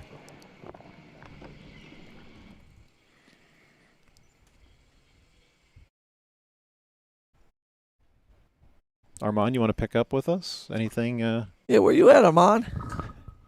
Always been right here. Oh, there he is. Oh, you're not busy or anything? I'm always busy. I got to talk to the B main here. I got to talk to Justin too. Okay. No, I think it was a pretty cool race. I think the lane change worked pretty well. There's only, there weren't many passes. So, but I'll talk about the lane change here in 1 second. Give me a minute. All right, thanks. Fun. That's why Armand gets paid the big bucks here.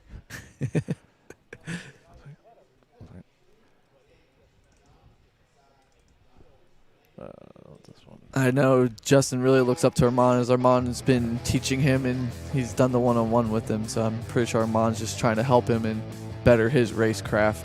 Oh. Or maybe, just explaining that situation that When happened he earlier. spun out there, yeah. As we bring you up to the booth, we welcome you. If you just find the live stream, I'm James, this is Adam. We get to play backseat driver from up here in the booth. Yep. I wonder if that drives people crazy sometimes, because Apparently it does. we're like, hey, move things along. We're just trying to help. We're just sitting up here. Hey, Owen, let's do this. Yeah. Oh, Owen. Oh, wait, no. Don't change the beacon yet. Only for the A main. Right. They'll be But doing. there are cones in the back that do need moved, as they will be doing jokers this race. They don't get the choice this week. Haha. You got boost last week, guys. So Pretty smart. That was good. Give them the choice last week, and then we decide. All right, I'm back, boys. This here's Armand. hello, Armand. Hey. So one quick touch up on the new introduction this week is the essentially lane commit option that we have down the straight line. Basically, the lines that you see on the floor are not specific lanes for anybody to follow. They're visuals for me to know if people are changing lanes while defending. So the defending cart has to commit at the red flag here, anywhere along those lines, and they have to remain in the same lane that they choose all the way to the green flag at this end. So if in this case, if they go all the way to the inside, they got to stay there all the way to the green flag. Again, compromising their entrance into one. That makes a lot more sense. I'm really curious. Nathan told you before that we were crazy and this is not right. What was the argument on that? No, I mean, I want to make it black and white. So, I mean, Nathan was talking about, like, being able to swing back out as a defender, which I think I'll talk to the A-main about that. Like, I want to make sure that if you're defending and you choose the inside lane, you can still swing out, but you can't make contact with the cart. And that was the conversation we're having. Okay, simple enough. Thanks for taking time. Yep, trying to make it not too complicated. All right, thanks. Thanks. Huh. Okay.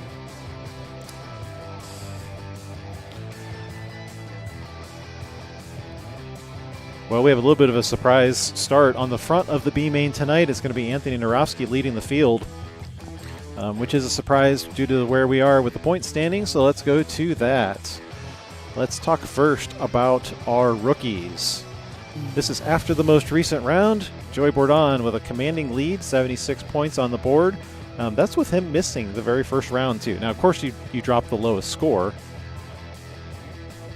but he picked up really well. But the thing that helped him the most was the performance on the last round, so that was very good. Yeah, so he should have this one in the bag, right? Yeah. But then, you got Noah and Aiden. Aiden moving up a spot. I think he bumped Ryan Kramer, if I remember correctly. Aiden being one of our youngest drivers in the field. But in this race, in the A main, Aiden is starting 6th, and Ryan and Noah are both starting towards the back. So Aiden could jump Noah here for a second. Let's see which. Let me look at Aiden's points here to see which ones he's dropping. Oh, he didn't show up last week, so I would assume he's probably going to drop that one. Oh, he hasn't shown up for 2. Yeah, so he said 2. He's missed 2 races. So anyway, Jackson Walker and Sean Richards, they were tied. Right now, that's going to change because of the Sean Richards in his starting position. But again, this is after the most recent round. And rounding out the bottom of the field for our rookies who are new to the series, Anthony Ciafani, Chris Amaro, Mike Fisher, and Jacob Dudai. Haven't seen Jacob in a while. Nope, haven't seen him for a little bit. And Anthony's not here today. Anthony was one of those ones last week who went on a crazy run and was just throwing down super fast times. Now, going to the master points. When you drop the lowest score, here's the standings and the points numbers. For Tyler Stevenson, a commanding lead of 132. This is where we have the tight points battle between Jensen, Anthony Narofsky, and Giovanni Blackerby were tied, with Anthony starting in the B main. That is going to change Giovanni starting in the A main tonight. Oh, Dom D'Angelo, a very quick fourth. Not quick fourth, but a 4th position. And Gavin Patterson rounding out your top 5. Now, Gavin and Dave both missed a round, so that's easy to calculate their lowest drop points. Those were 0s. Mark Davis, I don't believe, missing any rounds. Same with Alex Eccleberry. But as we said with Joey, obviously you have a rookie who is standing on the points leaderboard for basically the first time all year. We haven't had anybody from the rookie standings getting into that range, so congratulations to him. PJ Mannypenny, the very bottom of your top 10. And that's what we'll try to keep track of. And just in case you were wondering, Enduro standings, like without dropping any points, very similar, only difference with the tie there between Anthony and Giovanni.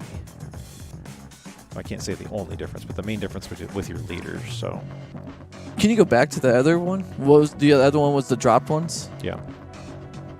Okay, so wow. All right. That makes things interesting because that's Anthony, Giovanni, and Dom. So Jensen's starting on the pole position. He's really going to be keeping an eye on where Giovanni finishes because with only 3 points separating them, obviously every point's going to matter, for lack of a better way of phrasing that. Exactly, yes. Yeah. And Dom's just going to want to try to finish 2 positions ahead of Giovanni to try to take third. Well, and Tyler Stevenson is starting third too. So let's see, what's the furthest back he started? Tyler, he started 7th in round number 4, but he moved his way up to 3rd for that finish. And then, see, these were the 2 reverse races that Tyler had the most difficulty with. He started 7th and 4th in those 2 races, and he finished 3rd and 4th respectively. But once we went back to the standard direction, he was a happy man taking the win last week. Yeah, I mean... And he made a comment that at the end of the reverse race, he's like, I figured out the line. I didn't think this kid had anything else to figure out, but maybe based upon those results and those points, it tells you the reverse was maybe just the crux of the season for him. Just because he's starting in 3rd doesn't necessarily mean that we can count him out by any means. So. There's always more to figure out. I suppose. Yeah, that's important.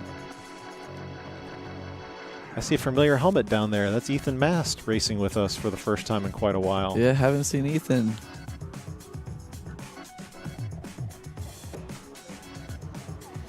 Beautiful kart 27 there. Yeah, they'll have a reverse shot from Anthony when he gets into his car. Oh, that's what it is. Yeah. He's not a camera I was like, car. Anthony's not in his cart, but... Looks like we'll have an onboard with Jonathan Douglas as well. Who did end up completing the 50 race challenge. That's right. He did. If you follow us on Instagram, you would have seen on our story that Jonathan did complete that on Monday. Do you know how many he did total? Was it just 50? Or He just did 50. He just did 50. Yeah. And he finished it in spectacular fashion with one of his fastest laps of the day at the very end. You know, so you got that little last burst of energy. Yeah, you get that. So, yeah. And he definitely did it on a day that was not easy. But hadn't he made the comment to you that he was just going to go out there and he was just going to kind of complete the laps? Yes. I mean, he wasn't going to be super competitive with it, but every car he went out in, he tried to set fastest lap he could. Yeah, you get into that competitive. Yeah. You can say it, but then when you get out there, you're like, yeah, I need to go. Yeah. Because then you just want to try to beat your time over and over and over and over. And he was amazingly consistent when you look down through the field. That's the part of the 50 race challenge. You have to use every car in the field. And there was a lot of cars where his times were identical on every single one. But, you know, cars aren't very equal around here, so you never know how that happens. So it looks like we have Blake that will be in this race. Blake is on his own 12 hours team. Yeah, I keep wanting to refer to them as the Young Guns because they are the young team. But Yeah. I think their official name is the Speed Do we know Freaks. if they changed their name, the Young Guns, at all? That's not official. No. That all needs to be finished up by this Saturday at the end of the month. So we'll find out if they make any changes. And then you see starting in the back here in the B main is McAllen, who is also on Blake's team. This is both of their first time in the Endurance Series. Yeah. What's the starting number for Blake? Is that Right in the 7th? middle. 1, 2. Yeah, 7th. And they decided to give us an onboard for Ethan Mast, which is cool. In between the next races, we're going to talk about the survey we sent out to the drivers. I want to talk a little bit about that.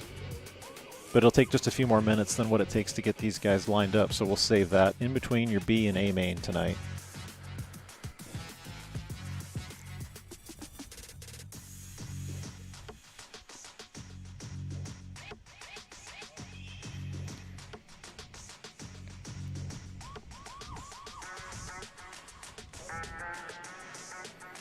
There we go. We got a cam.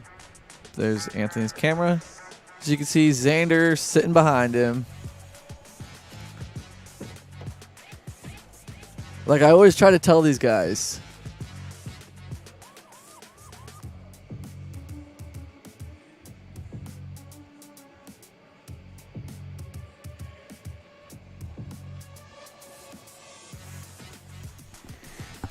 The points are going to be good because we got an accountant doing this tonight. Did you know that? He's an accountant. Going to school for accounting, yeah. Wow. Yeah, I did not like numbers. That's why I knew he'd be good with the spreadsheet, so.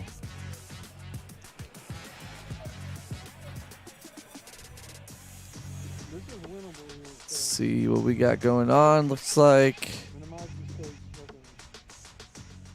they're finishing up the grid. As you can see, that red flag there is where Armand has placed it, and that will be where they can't go over their lane. Jonathan is in the back in that carousel counting the joker laps for us to make sure everybody does not go over that joker, and it's 4 for this as well, I want to say. Yeah, it's 4 jokers. Okay.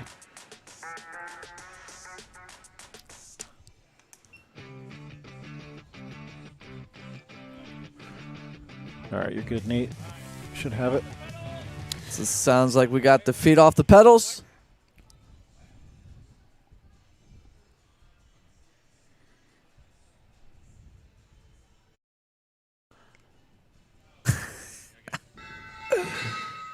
Oh, it's going to be a long night. You're not tired or anything. I am exhausted. All right, advisors down, feet Been a on the long pedals. weekend. Go when the lights turn green. Scoreboard is up, and the green lights are out. And Anthony Narowski leading the field with Xander Carson. Sean Richards in tow. What are the rules? You can't joker on that first lap, right? He has That's to come all correct. the way around. You got to time 1 lap. All right. It's going to be interesting to see when they jump. Really clean start from these guys so far. Don't see a lot of jockeying back and forth. Look at just snaking around the track. I love that. This looks so cool. I know I was looking at the camera last time for the A main. It's just one big snake. Blake Scheckler is in the dark helmet. If he goes towards him, Zach, he's exiting turn 3 right there.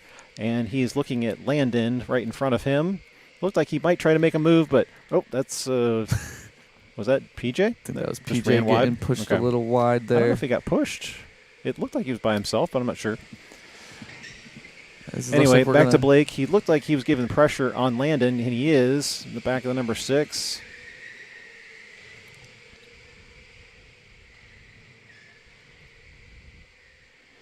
He looks relaxed tonight at the wheel, the number 24. That's good. He That's a good definitely start. does.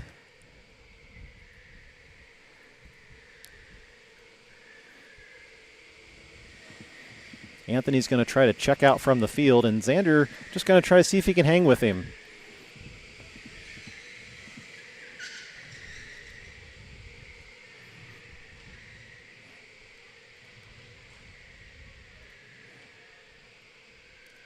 Battle on screen is for 6, 7, and 8.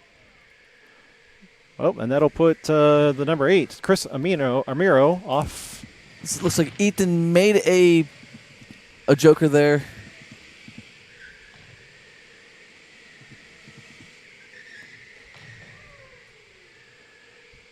Sometimes I get a little tricked when I see the car come off to the side. I don't know if they've picked up the pit lane or they're picking up the joker.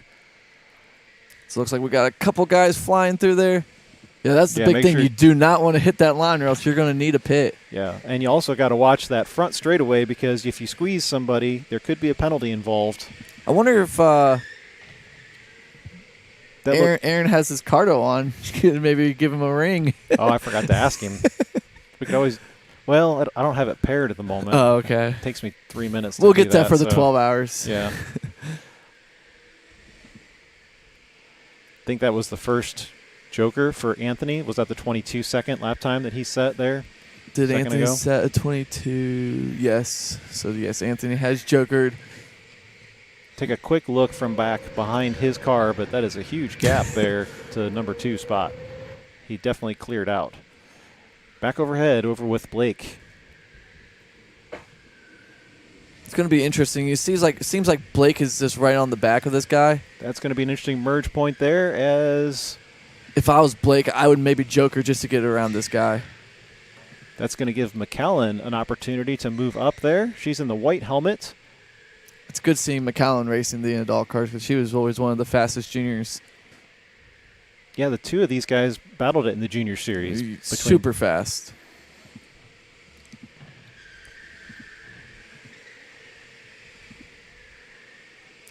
Blake is just right on Landon's bumper. So far, showing good patience, though. I'm impressed. Yeah. And Landon's doing a good job just staying consistent and following his lines.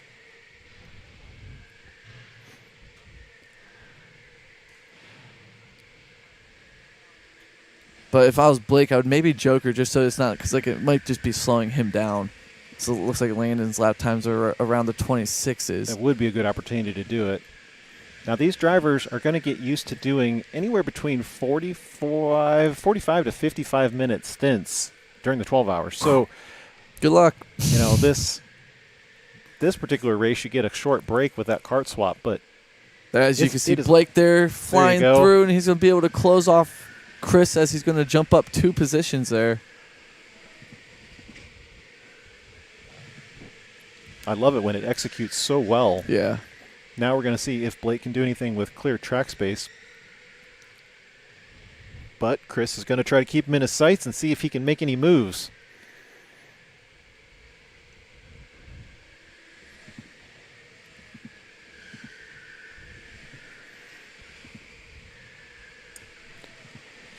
While they do that, let's check on board with Ethan Mast back here in the number 10 spot.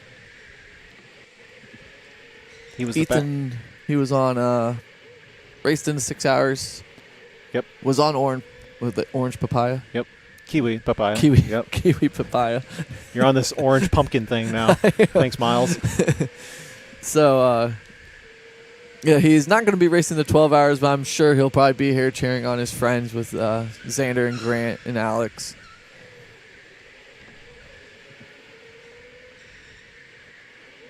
Meanwhile, he's got one of the youngest drivers in front of him as she kind of looks over to her right-hand shoulder to make sure that she was clear of him, and they go into turn 4.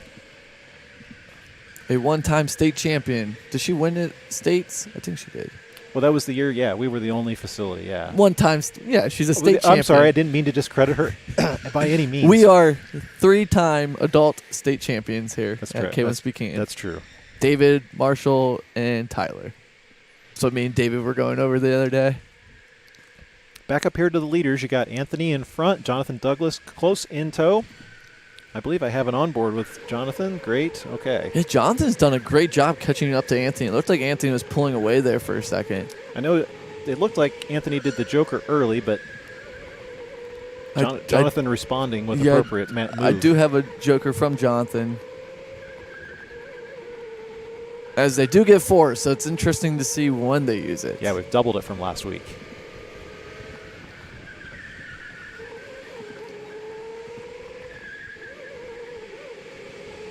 No, that's another one. What's the message above it? That was last race. Oh, okay. Well, then you missed it, so catching up. Yeah, it was a little late. The race was... All right, cool. Meanwhile, Jonathan Douglas just kind of bumps into the back of Anthony. And Cy Linderman leaps up to the front because he was able to get that Joker within 22 seconds. I didn't see it. Maybe that's where they got caught up there. I was told, and I hadn't thought about this until later this week as they were debriefing about the race format. I was told that this Joker format gives some drivers just an opportunity to run with people who are further up in the pack. Exactly. And especially like Jonathan here, he's able to follow Anthony. Anthony's definitely one of the best. And yeah, and even if that doesn't mean that you are able to stay with that, you know, because the other person made Joker in response. Yes. It still gives you a good opportunity to run with other drivers that you don't normally run with. Correct, yes. And you can like follow them, like right here, Jonathan following right behind Anthony. I'm sure he's probably learning some things. Yep.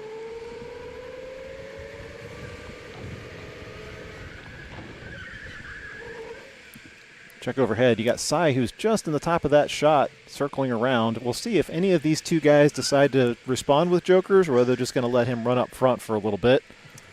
As it does look like we have a cart into the pits, and it's going to be PJ Mannypenny here.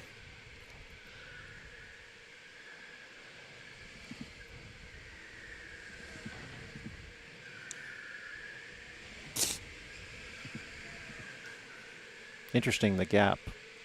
So if the 4.3 seconds between first and second is true, that's kind of what they got with the Joker. 4.3 seconds? Yeah, kind of. Yeah, I know. We kind of want Anthony the Joker right here so we can tell. Oop.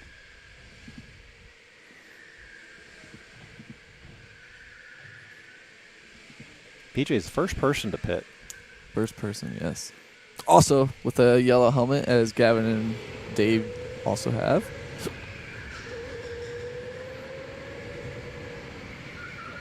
That'll send Jonathan off. Looks like Jonathan just went through the carousel there.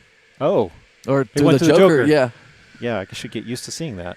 It did look like he slowed down, though, didn't it? Yeah, yeah. It kind of seemed like he was slowing up. As you can see, I'm just assuming that they're going to go in the pits, and that's not correct. PJ's ready to go as we have Kart 6, which is Landon into the pits.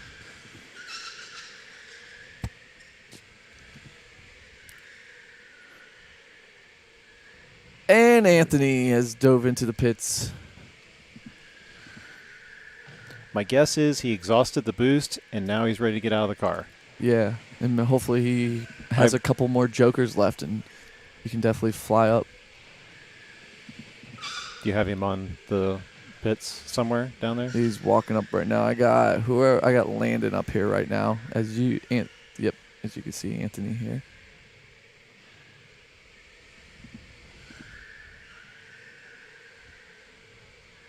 As we'll follow Landon.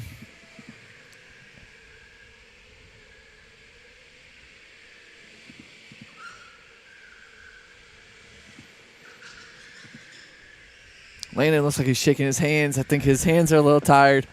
No, We're only 10 not this- minutes in. Yeah, not this early. He's not tired.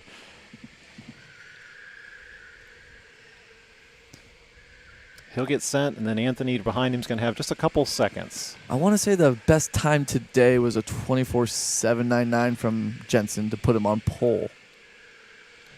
Unless they're talking about arrive and drives. I don't know. Arrive and drives? Because you have the system over there, so you can pull it up. Arrive and drive racing today was a 24.79 by Jensen. Arrive and drive. I mean, everybody kind of ran arrive and drive races beforehand. Yeah, I think that was a really crowded arrive and drive for all of our league guys, too. It was. If I remember, there was 12 drivers in that, so I don't know if it's a great representation of what everybody can do in warm-up.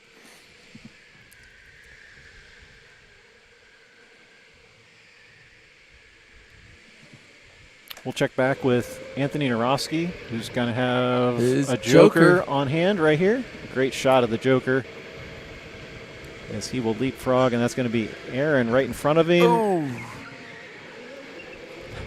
So Owen is... I was going to say you can't use him as a brake, but Anthony knows, and that's what the hand was for. It's hard to judge. It is sometimes, and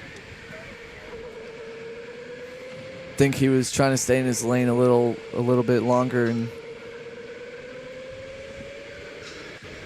so it looks like Aaron's going to get the blue flag for Anthony to go around. So Aaron's just kind of looking for the best spot to do it. Didn't know if he's going to bump him there. Yeah.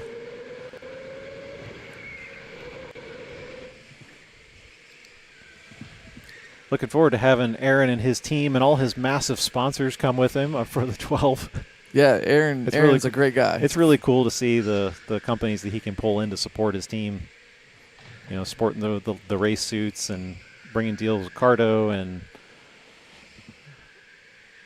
anybody in the racing community who even has a slight interest in getting a little bit of exposure in this kind of unusual realm of karting, electric karting. Oh, and that's going to be PJ. He kind of hit the brakes on that Joker. PJ's one of the nicest drivers that we have here, so he doesn't want to cause any bumping or anything. And the alternative of that, he could have swung out really wide and kept the momentum, but then he probably would have had to clamp down anyway. So that's just forward thinking in his part.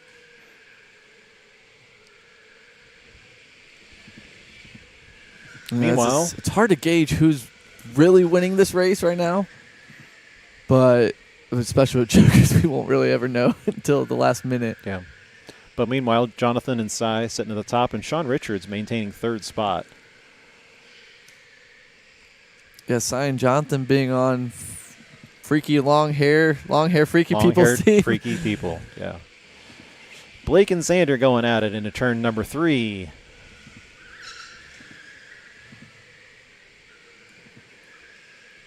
for the number 4 spot. It is a battle for position, and that's going to allow Blake a chance to joker.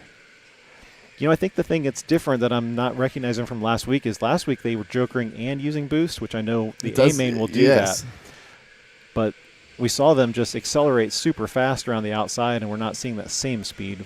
As it looks like, looking at the score here, Xander has not used any jokers yet. So he might just be saving there you all go. of them. Speaking of which, right there, he's going to... No, he's going into the pits. Oh, no. So he's saving his 4 jokers probably till the end, and he's going to be able to just use those back to back to back to back. One of the things I brought up was, as a driver, sometimes I can't count to 4, so I don't... Oh, so you only do 3? I was opting for 3 at the time. Yeah, well, we really hope Jonathan can count to 4 back there because he's keeping track of all of it. Jonathan, our track worker, not Jonathan on not track. Jonathan Douglas. Yeah. No, it's confusing because the A-main guys are going to keep track of 15 boosts and 4 jokers. And when I'm driving, you got all these laps. And you're like, okay, I can remember my first joker and my second joker, but after you do 2 more, it's just me, I know. I can't keep track of that many. This looks like we have a bunch of guys flying into the pits. As I know, first up we have is Xander here. And second up we have is Chris. And then I'm not sure who that third one is. But yeah, it's going to be interesting to see Xander use all of his jokers here as he releases. As well, we got even more in the pit. Oh, all these guys are queued up, up, aren't Chris they? going, and now we got Landon. Wait. Yeah, everybody's good to go. Everybody's time's Landon expired. And McAllen, and I think Landon pit again. Go off to your left there, Zach. Everybody's entering the track.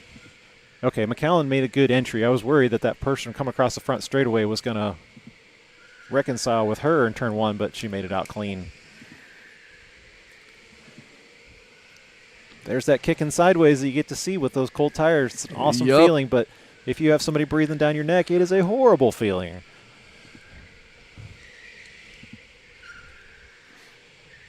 Keep forgetting this race doesn't have boost. I can remind you. This race doesn't have boost. Oh, thank you. They got 4 jokers, though. Hopefully you don't think you need to pit 4 times. Oh, you mean we were supposed to joker once and pit 4? Yep. Maybe that's what we could do next endurance. We'll probably talk about the survey in here in a second, but it did surprise me when we asked the drivers about different track layouts and what they thought. More drivers were receptive to doing alternate layouts and alternate track methods than I thought even possible. Because to me, in the past, I feel like we've gotten a sense of, well, we like a sense of regularity and we like running the standard direction, or we like to make improvements and come back and prove ourselves with the same type of race format or whatever. But actually, we didn't find out that to be the case. More drivers were saying, in fact, one driver saying in particular, like, if you have 7 different races, you need to run 7 different layouts. That's interesting. We can name almost every one like a certain way. Yeah. And with the outdoor hopefully being open here soon. Outdoor definitely helps open up the number of track layouts we have. Yeah.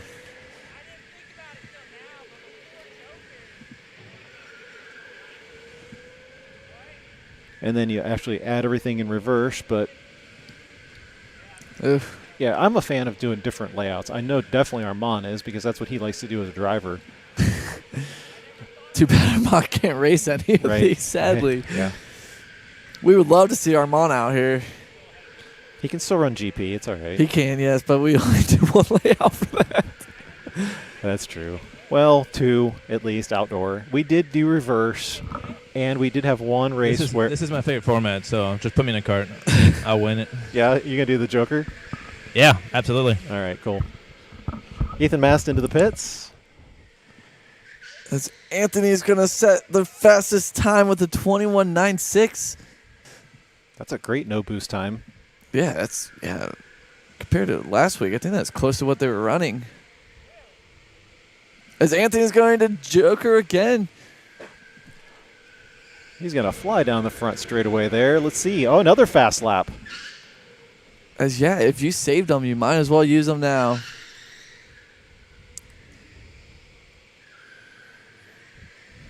He's a strategic driver for sure. He's watching to see who's in front of him to see what that's going to gain him. Yes, he's so smart. It looks like Xander has come into or has done a Joker himself. As Chris is, I want to say, right behind Xander. Or you can see Chris there right coming up behind Landon.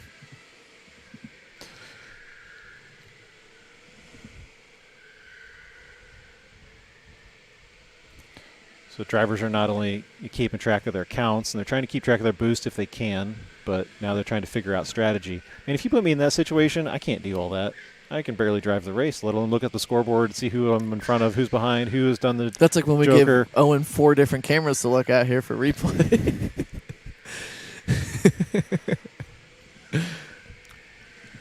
Who can I leapfrog by jokering right now? Should I pit now? But yeah, it's like really, you just really got to time out your Joker and like how much you can leapfrog because it isn't like a long Joker like the outdoor portion is. Yeah. So it's like a little quick burst. Oh, yeah, outdoor joker, you completely negate the outdoor Yeah, track, so it's a huge difference. If you're stuck, here you go, and you just get past everybody. 15 seconds somewhere like that off of your time. And in case you're curious, we open up the gap in between the garage doors, so Joker for that layout is you just don't go outside. It looks like Ethan was letting Anthony pass him here, and it looks like Sean, Blake, and Aaron all need a pit. I think Jonathan just came into the pits. As you can see, John. Oh, nope. Check it with Nate to see has he got any interesting replays or no? We really haven't had much this race. It's been very clean. Yeah, let's keep it that way, guys. Yes, we got 9 minutes to go. That'd be fantastic. On board with the number 18 again. As you can see, Anthony with the DK fence on his helmet as he is a part of that team as well. Let's find the young kids overhead, Sean Richards and Blake Scheckler. Ooh. There's that great merge point. That's awesome.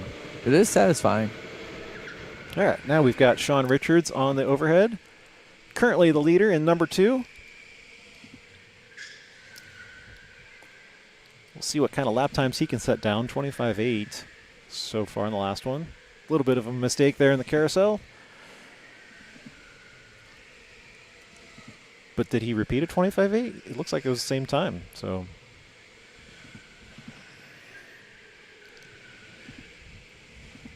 people ask us all the time down in the pits. They're like, what's the proper? There we go. Sean's going to dip out. What's the proper braking? We said you only brake one time. Turn 1. That's it. Yep. This will give Blake Scheckler in the number 24 a chance to lead the race in the There B. you go, Blake. And if Blake does not pit here, he would win the race. Yes, that is true, Adam. If he just jokers every lap, too, he'll probably win the race there, too. As Aaron is also into the pits. Let's see what kind of lap time Blake can do here this time by. Yeah, that was clean. 25.5. That was clean.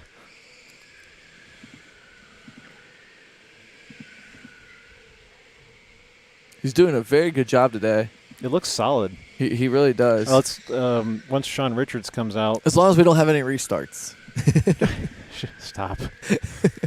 We don't want to do that. Oh, do you have your? I forgot to I'm check on you. still right here at Sean. Sorry, Sean's fans. He's down here getting released. Is he putting his fingers up for us? Is he listening to us? Oh, wait, I think he's trying to. I don't know. He's got 5 seconds to go, though. Yeah, I think he was trying to realize what number he was. Oh, gotcha. Sean doesn't. He was car number 2, yeah. Does he come often to the endurance? Or was Yeah, it just yeah, no, he's run several. okay. Yeah. Blake Scheckler's going to dip in, and should be everybody that's now. probably going to sort. Well, Aaron Puckett. Aaron's sitting in the pit lane ready to go. As Xander's using his Joker, he's going to get right around Jonathan there. He carried a lot of speed back there. As you can see on Jonathan's camera. As I think Xander just passed Jonathan for second place. That's for position, right? Wow. That's going to be interesting to see how many more Jokers Jonathan has. This looks like Xander's going to get caught up in traffic, as that looks like that is That's Aaron up front. Aaron right in front of them. As Armand's going to wave the flag, and Aaron's going to take... Oh, well. Good enough. it works. Good enough. It's just so hard to tell how far back it's they are. hard, yeah. You know, you get the blue flag, and you're like, okay, we'll let them over, and then you realize You feel like they're like right behind you. yeah, but they're 3 car lengths behind. So yeah. It worked, and here we go. As you can see, Cy flying in the outside of Xander. He's going to take Xander for second place. Cy's doing a very good job this race. that'll put Blake Scheckler back on track in the number 7 this time.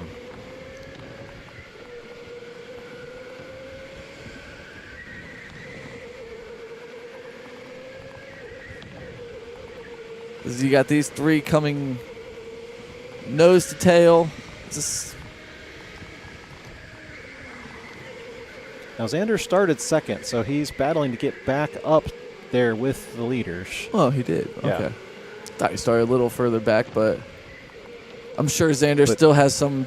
But as of right now, if jokers are even, that means that Cy was taking good advantage. Oh, Jonathan, no, that's Jonathan knows, but just kind of throws off Xander there. that person swings out, and There. and your momentum is going right to their rear bumper. Probably woke Xander up there. Like it's a tough little hit. I know Jonathan doesn't mean anything. It's just sometimes, you just get carried away no. and you're going so fast. It's unintentional because you don't want to break there. You So don't, no. Somebody swings out wide. That's just the way it goes. Anyway, we're talking about Cy taking good advantage of the Joker because it's put him up in this position. So we'll see if he can hold on to it.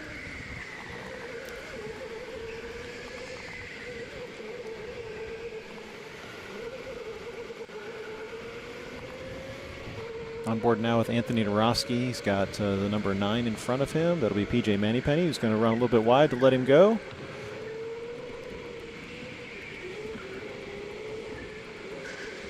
But so far, very commanding lead from the D&K He's fence so guy. smooth.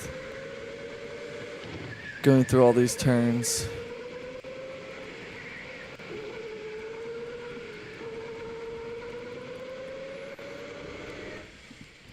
Back overhead. So we have Cy, Xander, and Jonathan here. Yep, Zach has already picked up our 2nd, 3rd, and 4th positions.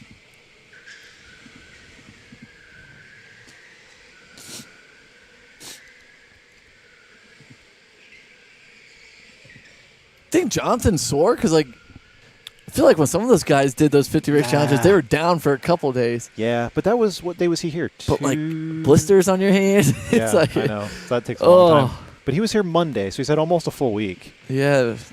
Ironically, he chose it on President's Day, so he was really up for a challenge, not only to complete the 50 races, but also to do it with all the juniors we had coming in that day. And just, busy, more people in your races over and over and over. Because when we say 50 races, we are talking about standard arrive and drive races. Like, they're not reserved for you. You are at the mercy of the general public and who comes in. That also means you get to drive with all different types of people who get to come in during the day. So sometimes you're by yourself and you get to run fast lap times, and other times you get stuck with 9 other people in the race. Yeah, I definitely want to try it sometime, maybe, if I'm crazy enough. We asked him, he had about an hour to go at night because he had until about 10 o'clock. I think he started 10 minutes after 10. And we'll ask him right around 9:30-ish. We're like, you going to do any more? Are you going to try to set any records or anything? He's like, I'm done. I'm good. As you can see, Sean is going to fly around. That's going to give him a good leapfrog Xander. and bottleneck these guys between Xander and Jonathan. And we got 2 minutes remaining. We're going to see who else has their Joker left. Watching from Jonathan's camera here. I don't know if any of them have it left. But, man, Anthony really got a gap on all of them. He did. But if that's the case and nobody else has any Joker laps left, then kudos to Sean Richards. Yeah, perfect timing. For slotting back in there. Now, he started 3rd, so he's held his position, but, man, that's all that matters. That was an important move to make. I believe we got it on replay. Here we go. Look at that. Perfect slot in there. That was great. Yeah, and great job there by Xander, just kind of not squeezing him or anything.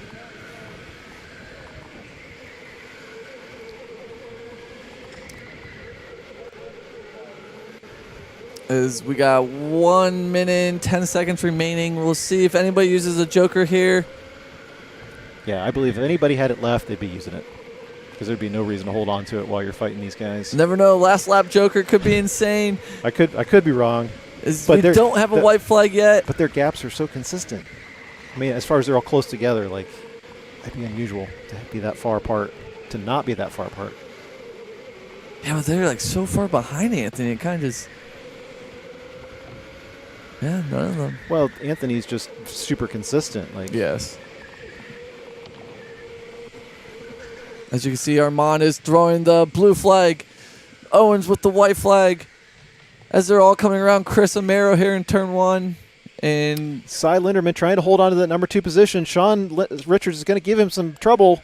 But nope, so far, Cy is able to keep the car underneath him. He's going to protect the inside into turn number 5. As Anthony should be rounding the corner here in just a second. I think he already passed. He will take the B main tonight. And then Cy Linderman second. Sean Richards in third. And Xander Carson fourth, with Jonathan Douglas finishing your top 5. For Blake's first ever endurance race, that's a great... Right in the middle of the ABC main, right in the middle there. Yeah, he basically moved up a spot. So he started 7th, finished 6th. We have a comment saying, can you check Anthony Sciafani's points for race 6? What do they mean, points? Not sure what you mean by points. Oh, as far as like the league points?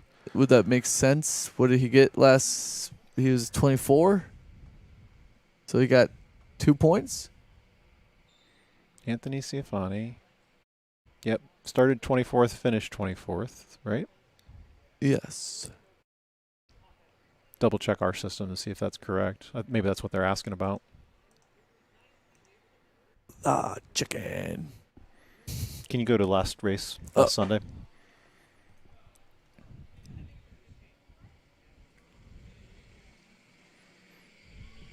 To see...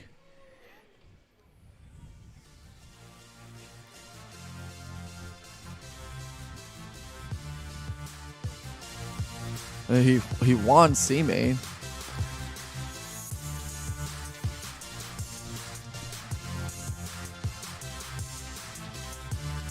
So that's 24th, because there were 13 in the A main, right? Or 11. 11, 11, 12. Okay. So, yeah. Yeah, so tell us what you mean, what we think the discrepancy is. We'll take a look deeper into it, but it looks correct with the finishing position.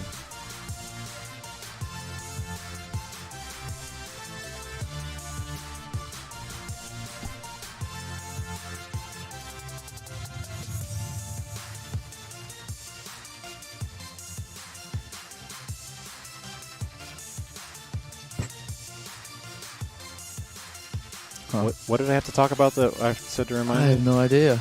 Oh, the survey. Yes, Okay. the survey. All right. I'll let you talk about that. I'm going to go get a drink. My mouth is... Oh, you want me to stay up here for it? No, you're fine. I'll stay up here. No, you're fine. Maybe Owen can bring me a I drink. do need to borrow this computer for just a second, though. So, no, I was just going to highlight on the survey. So, thanks for everybody who got the survey from the Endurance Series and answered it for us. We were just pursuing feedback to see what people were thinking. I guess here's the good news: of the people who responded, everybody ranked the Endurance Series between a 4 and a 5. Well, So, that's good. On a scale, Hopefully. scale, It would yeah. be different if it was all I mean, a 1. you never know, because Oh, you know, well, people- we'll just pack it up and... people leave with different impressions, and we're just checking to see how people are, what they think. So, yeah, most people saying a 5 out of 5. That's great. Most everybody agreeing that the series should stay on Sunday night. Thanks, guys, because that's the hardest night for us to run the race. We run arrive and drives all weekend, and then we have to race prepare, which is tough. That's one of the reasons that our big endurance races run on Fridays, because we get nice time the to prepare whole the week, car. the whole week to We prepare. get to check all the cars, make sure they weren't damaged on the weekends. But, man, we ran 600 racers yesterday. So, I mean, these cars have been through the mill, and And we're busy today. try to do the best we can with it. Here's one thing, a big thank you for everybody who was responding in terms of the live stream. Everybody said they really like it. So I guess we haven't crossed any lines yet. Haven't made anybody too mad yet. But although we did say that Somebody says you say dumb things sometimes, but That's okay. Some people I are say bad some- racers, but I say dumb things too. So they really like the live stream, and they see that it helps them improve themselves. A lot of people were saying that, and they're saying a lot of people like that their family and friends can watch them race. So I think that's the best part, though. we That's appreciate the biggest part. that that's the value we're able to provide. I know it's not just to sit here and listen to us, but you actually get to watch your family members, which is great. Because I'm sure they don't want us just to have a camera rolling and there's nothing in the background other than just racing. Yeah. So, You can't watch. but I a know live like a stream lot of that. parents can't make it out here on a Sunday night, and they're able to watch their kid or their friends and family race. Especially way out of state, you know. Like Miles, for instance, he's got maybe probably his family back at home able to watch. I think so. Nobody said that they wouldn't or they would race, except for the fact that basically the question is, if we didn't live stream it, would you race? And nobody confirmed that. So at least we're not deterring people. It's a concern because we're trying to balance this between some sort of entertainment value with a business. At the same time, it's like it can be easy or it can come across critical of our drivers sometimes. And Yeah. I don't want to communicate that like, oh well, they're slow or whatever. So anyway, just want to be aware of that, and we're always trying to balance that.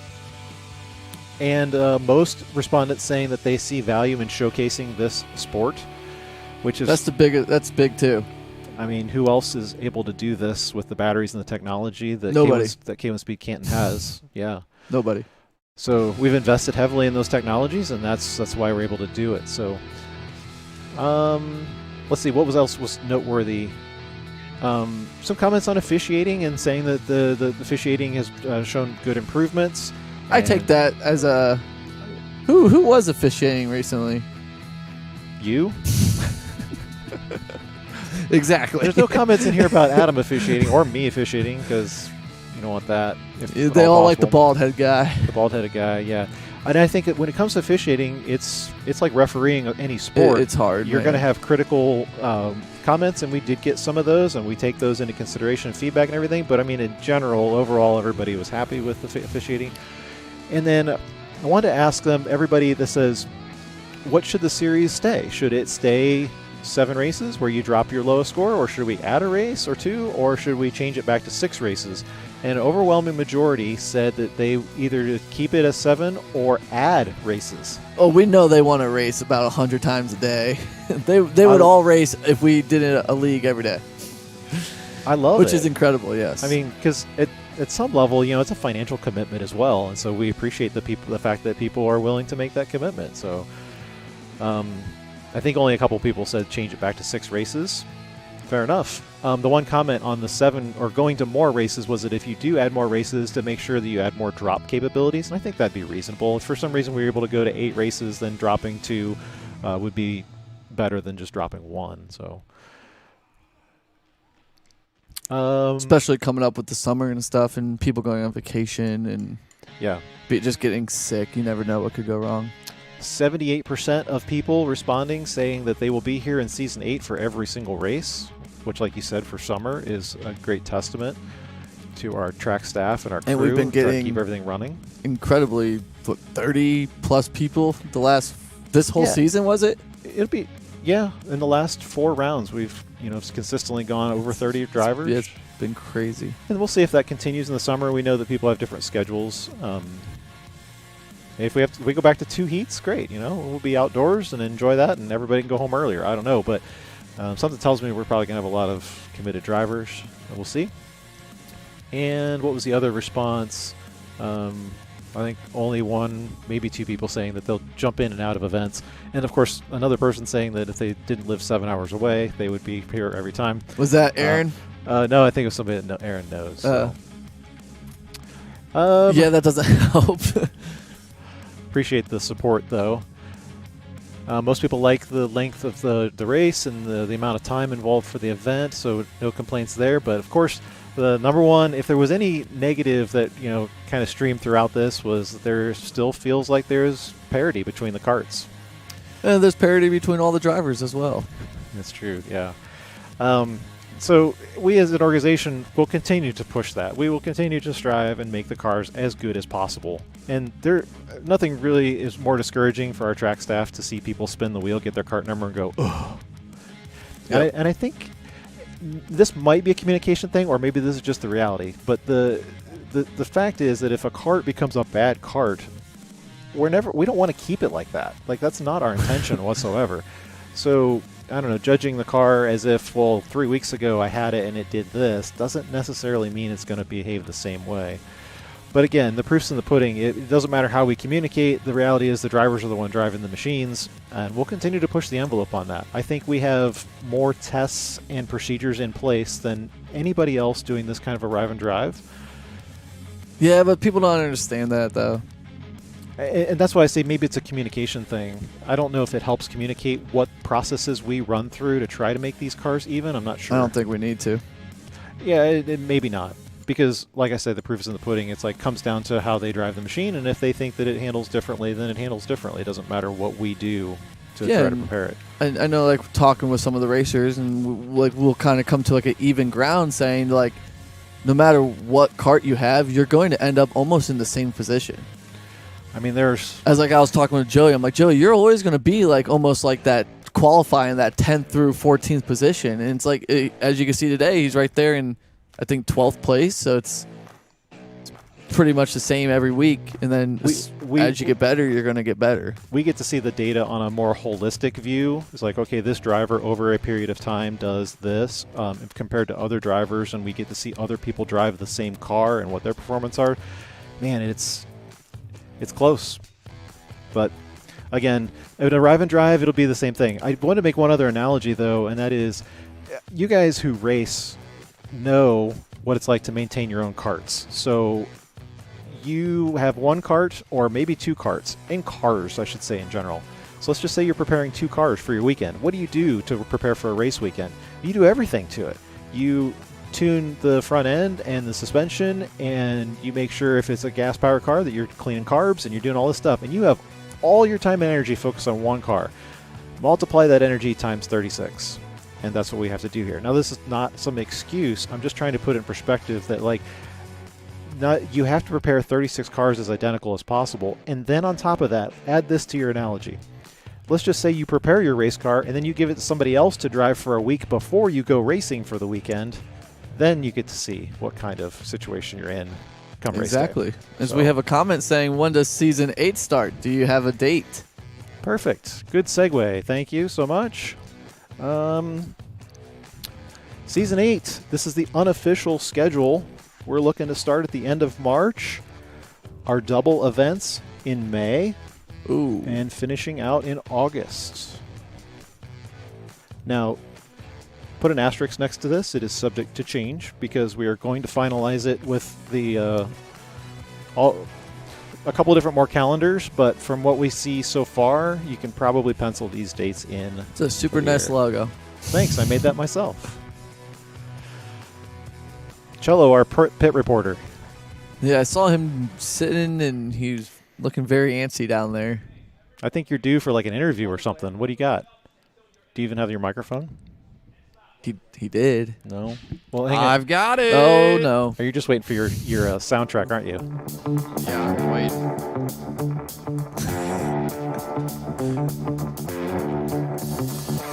See, it fits in pretty well, doesn't it? Did you have anybody that wanted to do an interview?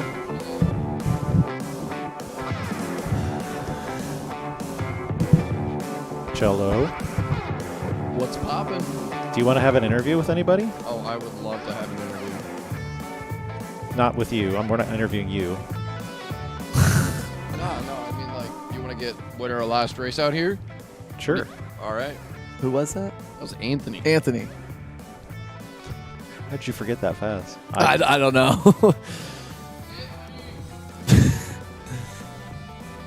It was pretty action-packed there towards the end, so it was... Yeah, we were doing our talk, and I was watching them on screen do their kick maneuvers. That was quite great. I'll be interested to watch that on the way back. 20 is in drawing power. Evan switching to... Owen, switch.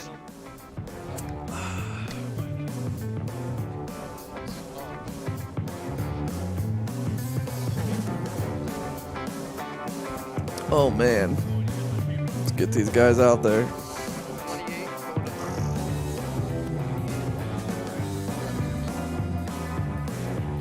When you used to watch American Idol, how many auditions do they usually do? Like total? Yeah. A lot? Because I don't know what he's doing. they've only done 4, and they're already moving on to Hollywood. Oh, I just felt like it's been shortened. Well, they probably found out the American public doesn't have patience for that anymore. As Anthony has made himself all the way to the backside of the pits, All right, we're here. as Cello has chased him down. You got it, Chell. How are you doing today? I'm all right. How are you? I'm doing fantastic. To see you go from 8th to 1st, that No. was impressive. No. How'd you do it? How'd you pull it off? He started on pole. I was just patient, honestly. I really during the did race. not like my first kart. I was just not having a good time with it, and I knew that it was like that, but that's okay. But I also was paying attention to the karts in the row that were available for pit, and I didn't want to put myself back in 9 because that was my qualifying kart. And well, this was my first B main, so I was just trying to be patient and wait for that kart to get taken, and then as soon as I could, I just waited for any other kart, immediately pit. And then it was just a matter of keeping my head down, running my laps, and then I waited for either Cy or Jonathan to pit. And as soon as they did, I used both of my jokers that I had left in a row to try and jump them like boosts in a lot of ways. So I was Ask him just if he likes the trying to use jokers. strategy because I was just a bit off from where I normally am. So that was impressive. You did start on pole position, then you went from pole to 8th. You got behind John and Cy, and then you came back. So we are starting the race right now. I'm going to try to finish this up real quick. What are your thoughts for the 12-hour? What do you think? Do you like the setup that we have now? Are you excited, or do you feel like we should switch it up?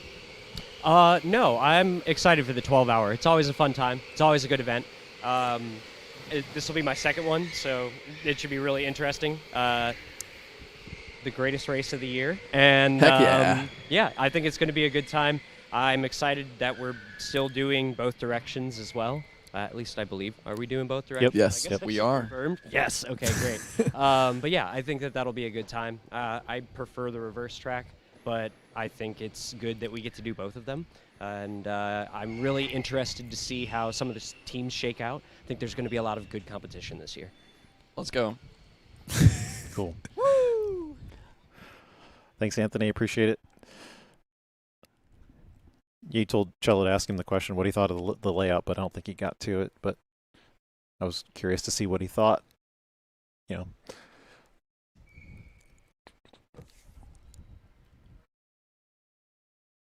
All right. If you've hung with us this long, thanks for chilling with us on a Sunday night. We're about to go into the big race, the A main. We got Jensen Janda there on the pole position. Come on, Jensen. This is his chance. Giovanni, you stay back there, okay? We don't need you jumping all the way up. You can't play favorites from up here. Okay. But yeah, we got Giovanni starting in, I'm going to say 5th place. So we got Jensen, Dom, Tyler, Gavin, and Giovanni. And then followed behind by Aiden. Got a lot of younger guys up there at the start. This looks like we're about to hear Owens yell. So we got to go Jensen in the chat, and you guys could see that Mark got a lot of love already. Yeah.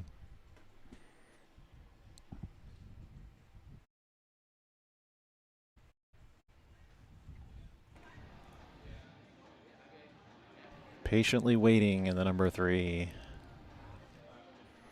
Here he goes. I don't think that's Giovanni's camera, by the way, guys. You might want to check the name on that one. This is going to be intense. And we'll have a backward shot of Tyler Stevenson that we might be able to cut away to here in a second. Otherwise, we'll wait for the timer to release and the lights to go green.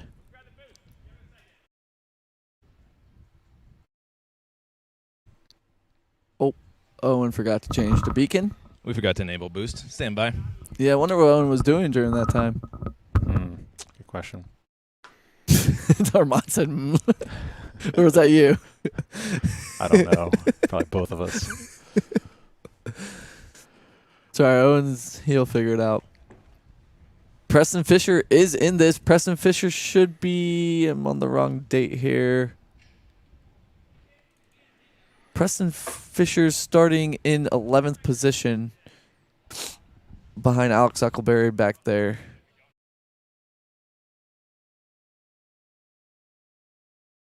I think everybody loves Mark.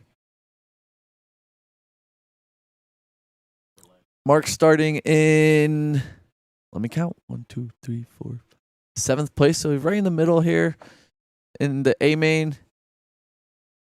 We have Aaron Amin saying some of the best racing you can find on the internet right here, watching out of Central PA.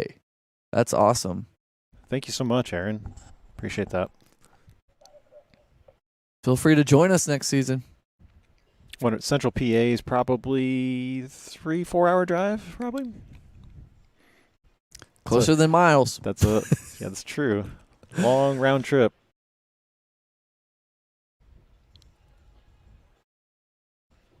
There we go. Owen looks like he's got all the boost activated. Cello, if any of those drivers from that race wanted to do an interview, you can certainly put them on mic, and we'll talk to them during the race. So.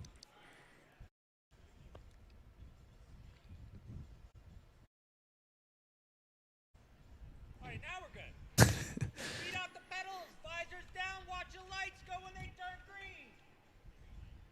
green. We're just about going for the A main, and they are off as Dominic has something wrong with his kart. As we're just get them going, just regrid them. Just regrid them, just regrid them. Here, I'm just going to restart it. Regrid them. I would just have everybody 4 hours, Aaron says. He said he would love to make it out sometime. The layout out looks like a bunch of fun. Currently run at the Harrisburg, PA. Oh, and as you get everybody's speed, give it to them now so they can check it. They don't have to sit on the grid wondering.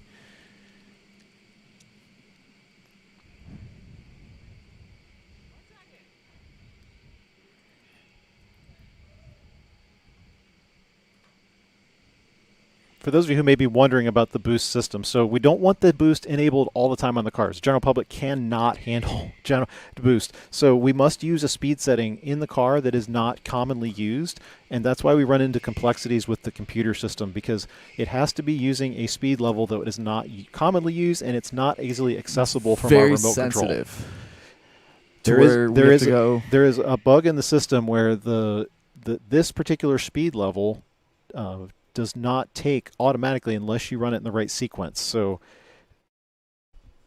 when we run boost on races where we have more time to switch over the cars, we can use a speed setting that's much more applicable, much more friendly to use. But for these races, we finish arrive and drive races at 6 p.m. and then 30 minutes later we roll into this race. So that's why we have Even this less. complexity.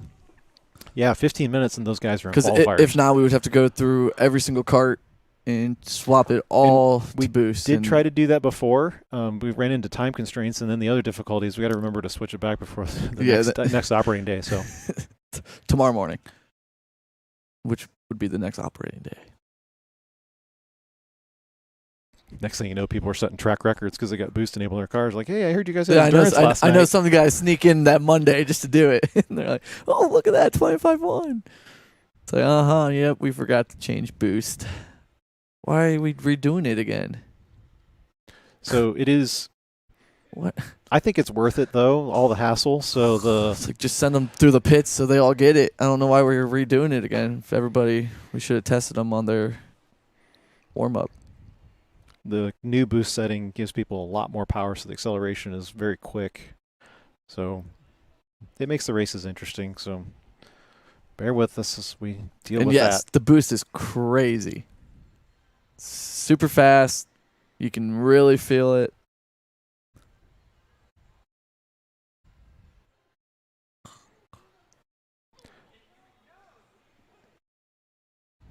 You hear the people saying, oh, all the time. Honestly, I don't know why it wasn't on 5, but should be good now. All right. All right. False start, but we're going to get the A main underway here. Stand by. Watch the Oh, and they know all that. No, it's good to remind them, remember? There we go. Tyler Stevenson getting a little bit of a late start. But Jensen Janda is going to lead the field, and Dom D'Angelo is going to be close in tail, and everybody snaking their way through. You're looking at Alex Eckelberry in the Papaya, and I think that's Ryan who got moved just a little sideways. He's going to lose that position. Looks like Preston Fisher looks moving like up. he was able to kind of get his nose into there. No joker on the first lap.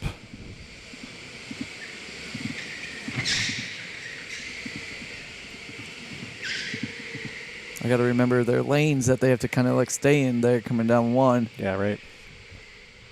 It looks like everybody's like going on the inside. As Giovanni is already throwing down a 25.9 here on his first lap, as it looks like a couple people have jokered. And that'll put Alex Eckelberry through the joker as well.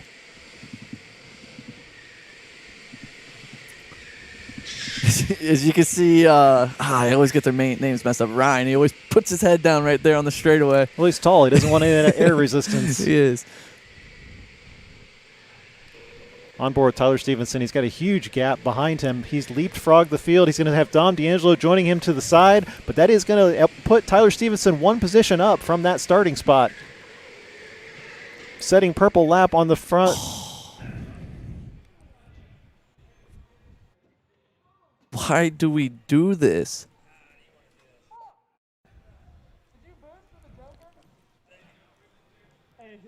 Last race I didn't do it. That's how. No. Not on that, but on the speed line. Because he came over after.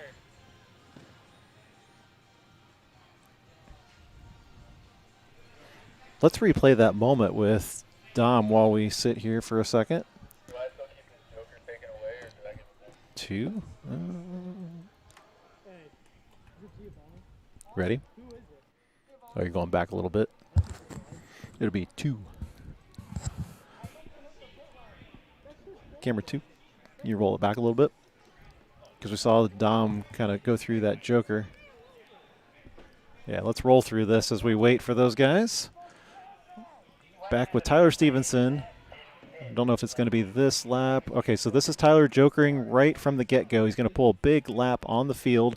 And so now we're just going to fast forward this onto the next lap. And we're going to wait for Dom D'Angelo to come around. I want to see how far Dom D'Angelo came back from. There, just rewind that. That's what we want back there. Just scroll back a little bit. That's what we want, that moment back there. Scroll back. Wow, I just shot through, so that's cool. What's up? What's going on? Apparently they said they went too wide through that back area, and Giovanni triggered the pits and didn't pit. Well, he's got a pit. He's got a pit, and as you can That's hear, people are complaining. You can't go too wide back there. No. There's a reason that line's there, and now we're stuck here. He needs to pit his cart, and you got to pit. Thought that was fairly clear. If you hit the wrong line, you got to follow it through.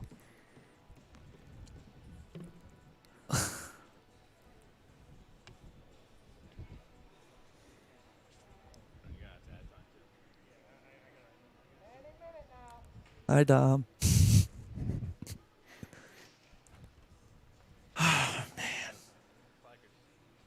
And you wonder when people say we always keep stopping it. It's like, it's not really so much on us because now we have to go through and reset all the carts to speed 5. And I know. Well, the first one was on us. All right, what are we waiting for now? What are they doing? I'm not sure. Is that Giovanni sitting down there at the bottom? Yeah. Are they trying to figure out a pit timer for him or what? Yeah, hey, so What's Giovanni up? triggered the pit lane, Yep. did not enter the pits. So what's going to happen is that he's going to be put where he's at right now. It's not going to count as a joker, but he lost half a track, so that's going to be a penalty for that. Okay. And he was on speed 2 already past this pit lane, so it's going to be problematic. Okay. Speed 2? That's pit lane speed. So he's going to be on speed 2 right now all the way around? If I understood him correctly. Which, I mean, like, sadly, I mean, that's what No, you got. he'll be on speed 5 here. He's just taking the penalty, the half-track penalty. All right, thank you. But, like, how do we stop that from happening again? Because, like, I just feel like that's not too big of a penalty. Yeah, I mean, in the future, we just don't stop the race. I mean, somebody triggered the pit lane. They didn't go in. Okay, you're on speed 2. You have to stay on track. Like, that's what happened. But anyway, back to racing. Tyler Stevenson, Dom D'Angelo, quick lap battle up in the front of the race, and we're going to have the onboard camera from them. They got a great restart. Tyler started third, right? Yeah. So he was already able to just jump all the way up to first. Yep, he leapfrogged early. As it looks like Jensen has dropped all the way down to fourth. Not too far, but he's still sitting there.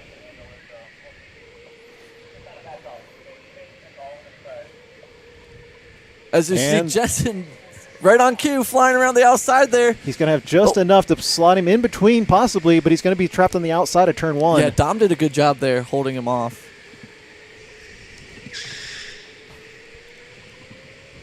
Check in overhead. This is the gap between Tyler and Dom. Oh, is Jensen going to look on the inside? Dom did a smart. That was smart there by Dom. That's going to allow Dom to joker. Okay, so that gives him the clean track. Yeah, that was a good move there by Dom. Do you have the pit lane up for I whenever do. they Pit do come timer's in? up, yep.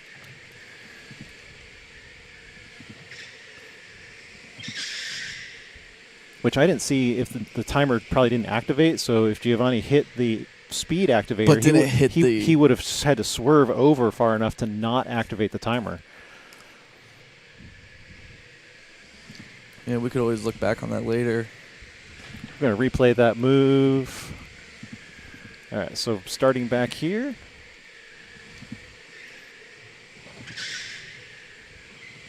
Nope, that must be the wrong I think spot. we're a little ahead there.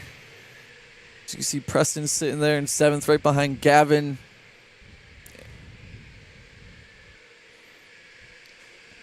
They get 4 jokers this time around. Last week was 2. As you can see, Preston is trying to take the inside on Gavin. But he held his line. That's where the lane commit comes into play. And Gavin's going to hold that position.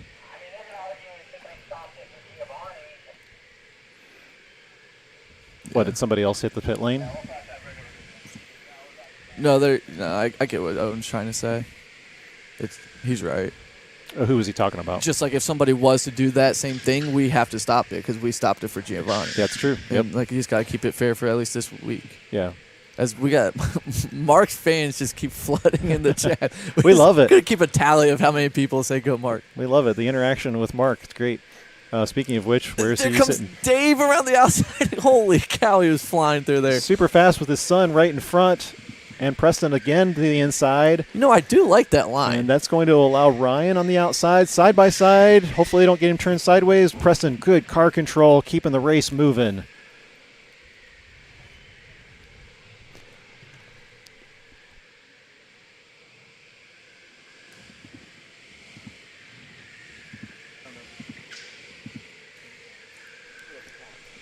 Yeah. Yeah. As you can see, Ryan here is up to 8th position. As we still have that battle with Dominic and Giovanni, and it would be Jensen. pretty much between Dominic, Giovanni, and Jensen. On board now with Jensen in 3rd, in the number 3.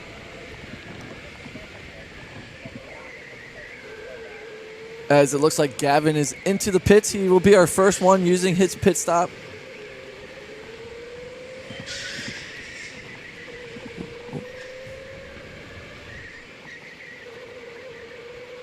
We got Mark's fan club. That's because Mark is the best. Sean Richards is in the chat. He said, hey, Sean here. Do you know how I could ask an owner of a 12-hour team to join without asking after the race? I have an hour drive home. I don't know if I can stay. Yeah, just get in contact with us, Sean. You can either text our main office line. We'll get in touch with you, or Adam will reach out to you. How about that? Yes. I'm going to be trying to connect with some people. Yeah, there's a special circumstance that's going on with David Pons' team, so that's why we'll try to help coordinate that with you. All right, check this out. This is the replay back there as Dave was coming through. We need to go just a little bit sooner on that, but Great action from those guys. And watch, Preston almost gets turned sideways, but they allow him to maintain his spot. There you go. As you can see here, Jensen's going to put in the pit. we got some apparently some Mark Fan Club merch coming soon. Oh, Definitely nice. want to buy a T-shirt or something, maybe a hat. Got Go Preston. We got a Go Dom, as Dom is in first, but Tyler is right behind him, and it's scary when Tyler's behind you because he's coming. Both of these guys can be absolute robots on these cars with consistent lap times. Because I think Aiden is into the pits, as I think that's his dad helping him in the pits right now. As it looks like Joey has been able. Oh, I guess people are pitting right now. As All there goes right. Tyler. Tyler's going to break free with a little bit of help with the boost.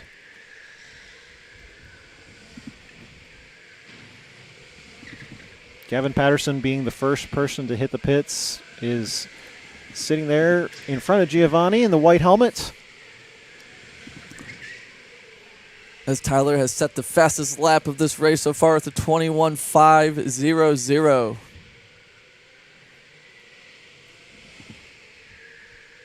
Back with Chelsea with the comment. Thanks. Oh, that is a good question there. If someone's asking if Giovanni will get 5 jokers, that is up to the race officials. Not 100% sure how they would handle that because he was jokering. Technically, that he used it as a joker, so he passed those people. Yeah, he shouldn't. He should only get 3. Yeah. But that's up But to you- Armand and Owen. We don't know how they're going to handle all that.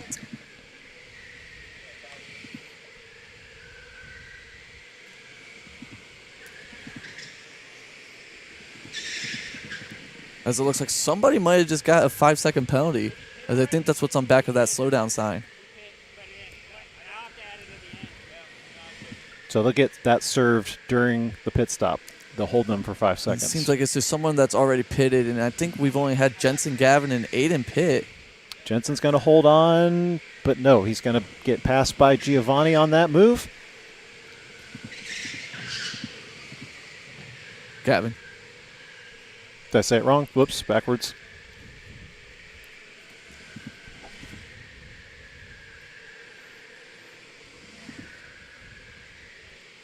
Gavin on the alternate strategy, do the pit stop. There comes Aiden Aiden's across coming the around the Joker. outside. We're just going to sit in right behind Joey here. Alex will come into the pits.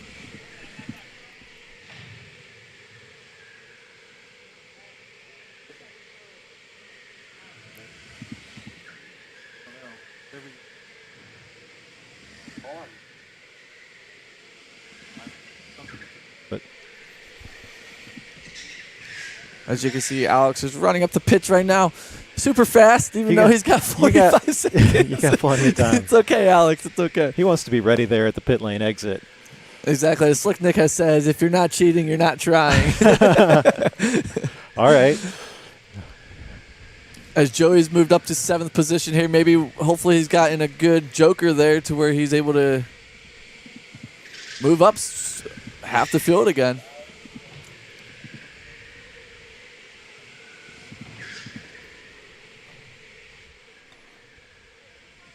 Yeah, if he didn't already mention it, he remind everybody he was the biggest mover last week. He was, yes. So you guys can see Alex sitting here at the line getting ready to go, and he's got about 2 seconds, and he's going to merge in.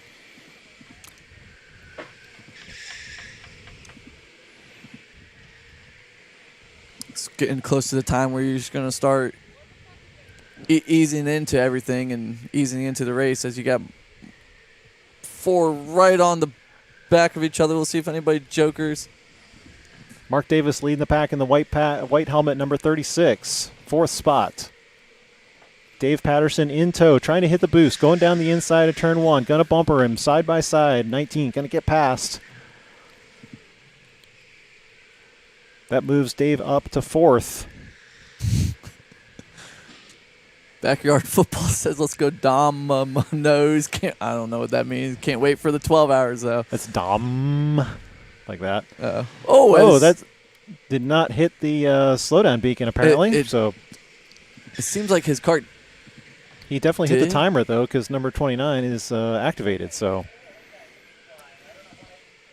I think that's. We've had that issue with that kart number before, and we fixed it, but it might have just came back.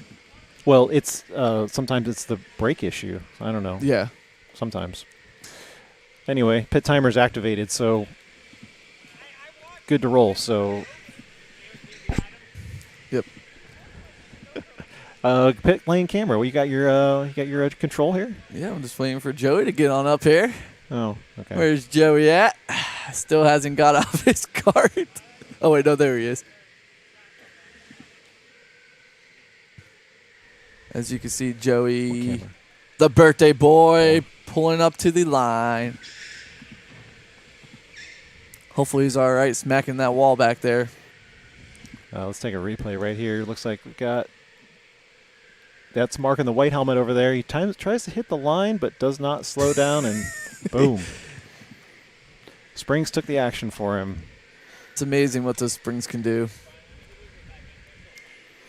Looks like we got more people coming into the pits.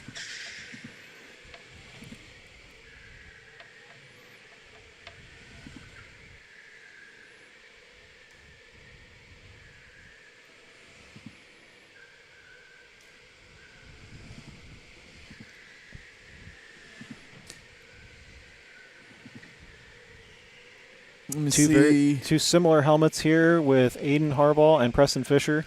Some of you may not think those are similar. They definitely look pretty similar. Yeah, orange and yellow sometimes cross in my brain. So, as it looks like everybody has used a Joker. Not sure how many, but everybody has used a Joker halfway through.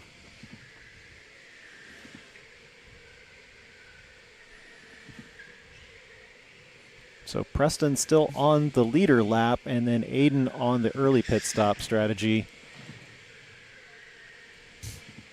I think the Backyard Football was referring to the Domino's commercial. I'm not sure. I haven't really seen commercials lately. I don't really watch TV that much. Just American Idol. Just American Idol. And then I watch it after so I can skip through the commercials. There you go. I wanted to look at Tyler Stevenson's camera, but there's really not much to show here. He's got a good... Shows you our track. Yeah, it's great. Good gap on Dom D'Angelo. Just not much pressure from behind, and let's check on with our pole sitter, Jensen Janda. Trying to dip out early, got on an alternate pit strategy. Last lap time by, he was 25.3. And Jensen has pit, and he has all this clean track in front of him. Going to force the Joker. I don't know if he meant to do that. It kind of looked like he was going a little too fast into that turn. But if he didn't mean to, that it was a good recovery. And he got the fastest lap with that with a 21.447.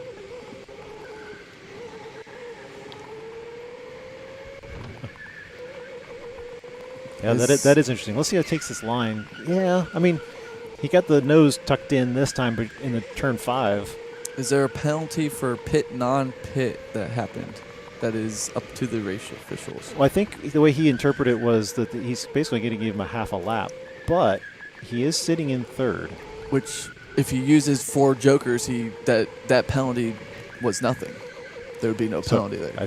Probably more to the point of how many jokers he's three allowed. jokers since it's been utilized. Yeah.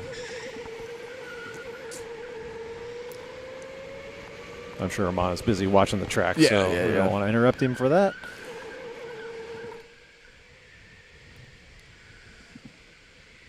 As you can see, is that Ryan or Noah? Noah coming in right behind Dave back there.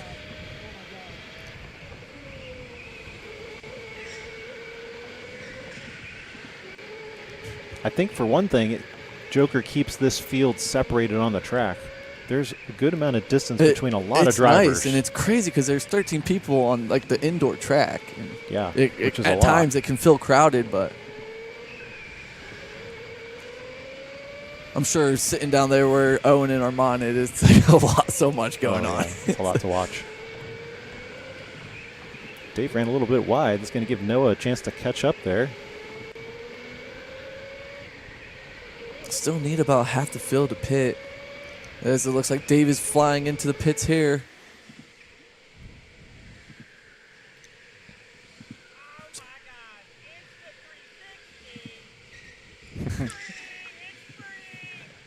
I think the Insta 360 was on Ryan's car. It looked like it was dangling there a little bit. I think so that's what he likes it does, like down like that. yeah, it probably does, but I don't know. It looks like it was dangling, and so Owen is indicating that it's probably not on the car anymore. Whoa. Where are you going there? Whoa, I don't know. Hey. Give you a remote control and you start flying around the track. Trying to see Dave here. You're- Whoa, I'm not even pressing anything. You pressed the preset. That's why. It's going to the pit exit. All right, well, we're going to take that off while Adam gets that Did sorted someone out. touch it? I don't know. Mark Davis back on camera. Just follow him. That's what people care about. Yeah, just put Mark on the screen. Running in 4th spot. Alex Eckelberry behind. All right, there we go. We got Dave about to leave.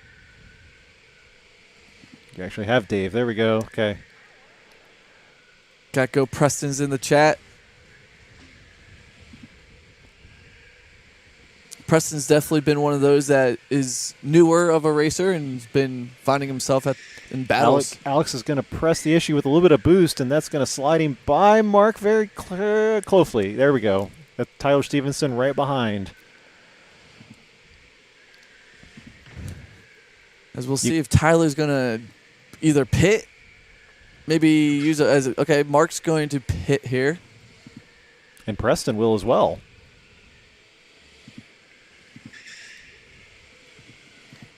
Alex is pointing early. All right, lots of room for Tyler.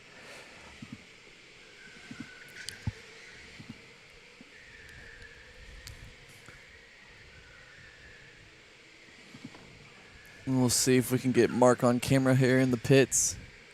If my camera doesn't go crazy. Just hit the first preset. It'll go back to where it was. There you go. Is that Mark? Yep. That was my fault. I hit the button twice. I didn't think it took. Sorry. Go ahead. All right, now we're going to follow Mark up. There's Mark, everybody. Say hi. MD3, ladies and gentlemen. MD3. Oh, and there's Grandpa Dave right behind there. Yep. Mark's got 15 seconds before he releases. He made a fast kart swap. 15 seconds sitting there. Yeah, the other guy, too, behind him. I don't know. Oh, is that Preston? Yeah, Preston was pretty quick, too. And, of course, we've got an interesting movement here because Jensen Janda is now in the front of Dom D'Angelo. And then pressure behind from Giovanni Blackerby, who looks like he's going to raise his hand. And Gio hopefully will pit. to come into the pits this time. Yeah, and Dom will take the Joker to get away.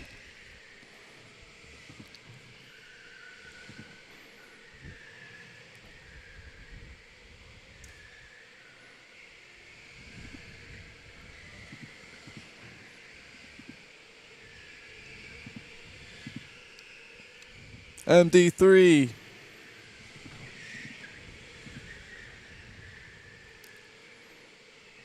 These carts do have bumpers, but we do not want you using them as you will get penalties. And that will hurt you. And you might not see there is a penalty, but they can be put on to you at the end of the race. Looks like we have multiple people headed into the pit, as I think Giovanni is going to be pulling up to the line here in a second. Yeah, it's Tyler Stevenson in. Okay, there's Giovanni. Let me catch up to him. There he is. Nathan's looking over the cart. Hopefully he's getting one that he really likes. Yeah, if you guys want to watch the full replay from Mark's perspective, you can find his channel on YouTube. Exactly, He posts all of his race in totality. I know Miles Braxton was talking about he was watching it at the hotel room. Just search for K1 Racer. You'll find him. We do allow the GoPros for these races because why not? Driver communication is also allowed for these races. So guys on the pit box are allowed to communicate with their drivers. If you got a spotter you come with, that's absolutely fine. I think it's part of the race strategy.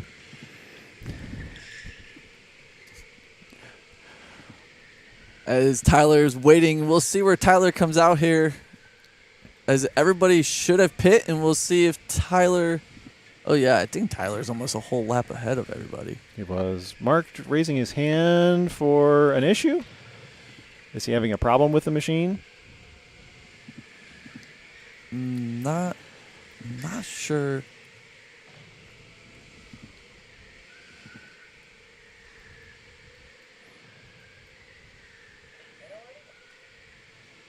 Yeah, he's already pit.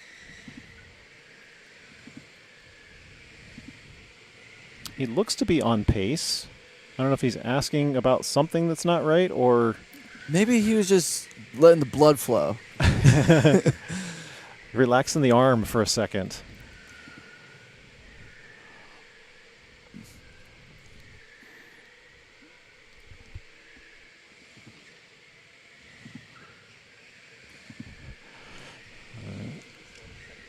I think everybody's pit. We got 6 minutes remaining. As you can see, Mark is saying hello to Armand and Owen.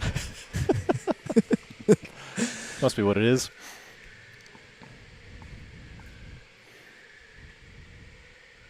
Tell you what, our replay guys really getting the hang of this thing up here. It's kind of nice. I don't have to worry about this. You're hired. You're here forever now. I'm not sure what exactly is wrong with Mark. Well, yeah, So it is up to the race officials to make that call. We are just commentating. well, if she's asking like whether we're paying attention to him because of the potential problem, I think they're looking to see if he stays on pace.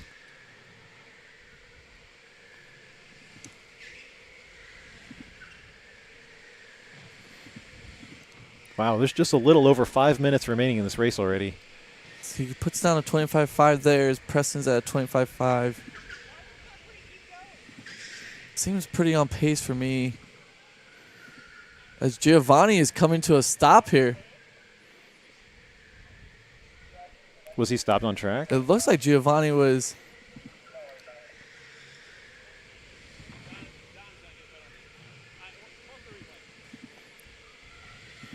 Well, I think. So last lap time by Mark Davis, 25.5. That's certainly on pace. So I don't know if he had an issue earlier, went away, or not sure. Maybe we'll find out later. Meanwhile, Tyler Stevenson still commanded the race, and Dom and Jensen still your top three. Dom and Jensen are battling it, coming around the carousel right here. Dom's going to be able to get the inside. Looks like they both hit the boost. As you can see, Dom's really breaking into one, and Jensen's going to take that inside there. Dom's going to try it, but he's not going to be able to get it. Gavin's trying to stick his nose in there, too, without losing too much space to the guy behind, which is Aiden. But that's going to put Jensen out in front of Dom D'Angelo now, and a change of position next time by on the scoring pylon. Dom going to try the inside just to try to shortcut, but it's not going to get him any advantage. Gavin's getting close. He's trying to get that pass on him. Yeah, if anything, it's going to cost him a little bit to Gavin. And I'm not sure. I felt like I heard on Armand's mic they were looking at a replay with Dom, so we'll keep an eye on what can come. Now Jensen's got a significant gap on third. Gavin is in the top five. He's sitting fourth, trying to get behind past Dom. And so far, Tyler Stevenson continues to show just what dominating force he can be with these cars. Doesn't matter which one he gets in, even if he does qualify third. But we'll see how things sort out here with Jokers as they remain 3 minutes.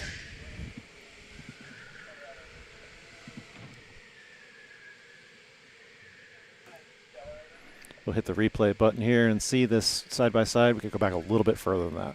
So it's like when you started, it's like just pushes it ahead just a little. Well, it might have been waiting for me. Back a few seconds from there, and then we'll be good.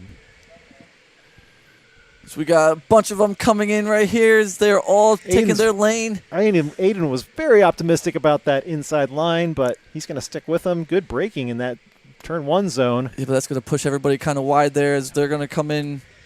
Here, Aiden's got to just watch out. That was very controlled for the number of people who went through turn 4. Everybody's getting kind of antsy right now.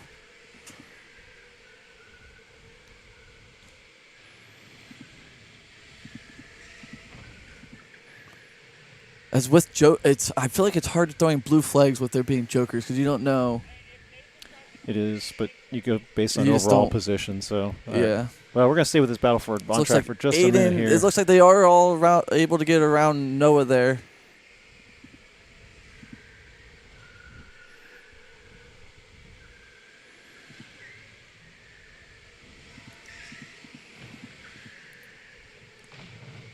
And all that sorted back through, and Noah picks up the back of the group. That'll slot Giovanni into third position as of now. As Mark is hanging on in 8th place. As Joey has jumped up again to the middle of the pack as starting last and being able to jump up. That is great. I know he loves the jokers. And it was his first time last week using it, so he's caught on pretty quick.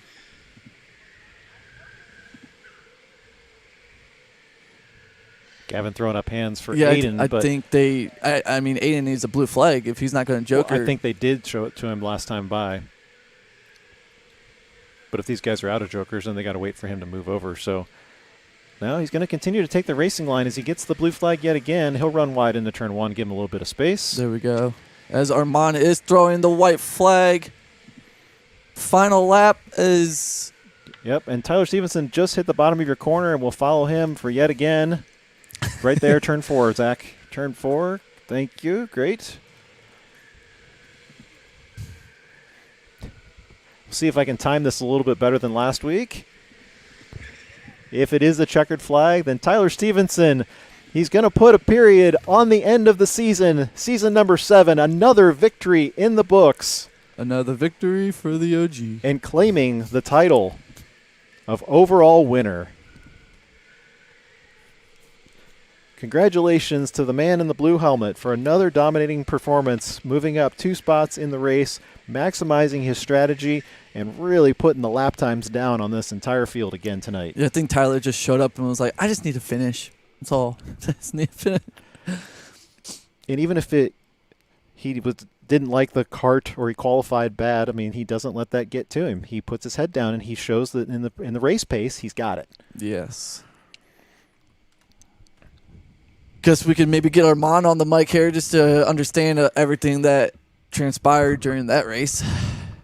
Hello, And sir. Way too much transpired.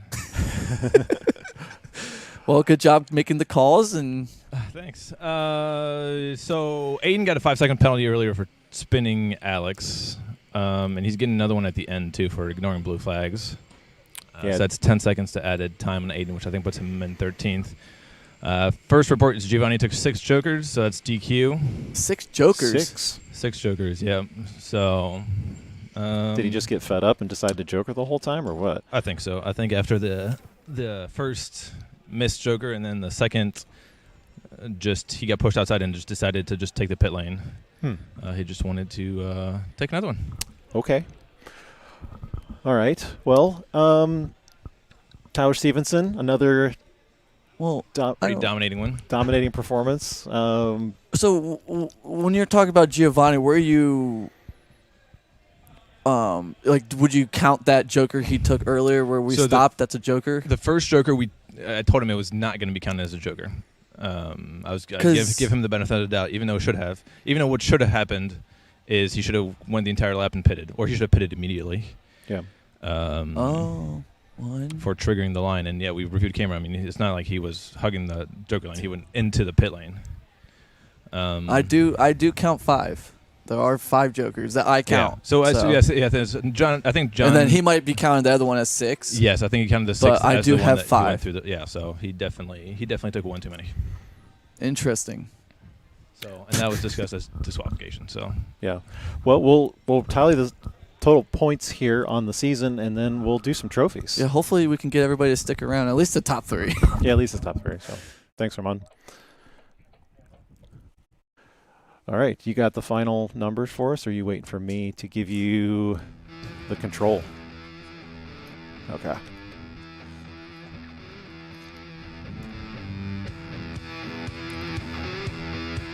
Give us just a minute to make sure we check things for the unofficial results tonight. Jensen Janda finishing.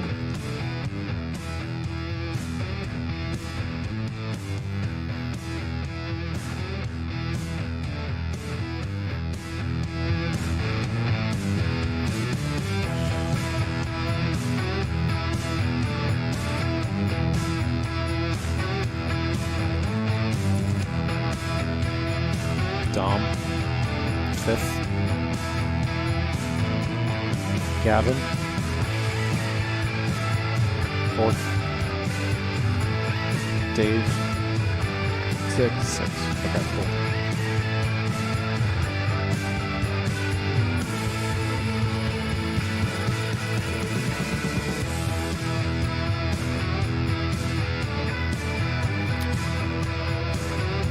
Yeah, so the way we show it is Tyler Stevenson obviously winning the championship, Jensen Janda holding on to spot number 2, and Anthony in a tie with Dom D'Angelo at 133.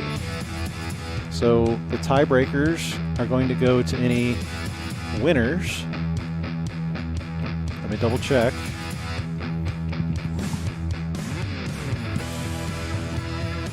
What you got?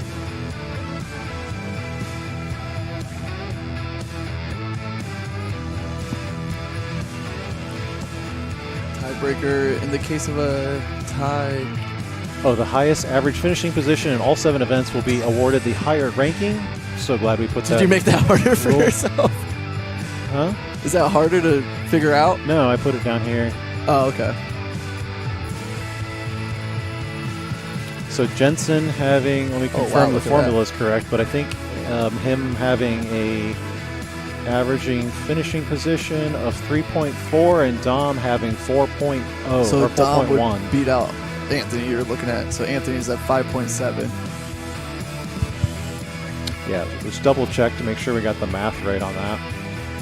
Which it makes sense because if Dom ran a pretty clean endurance, Anthony's last endurance race today would probably boosted that number.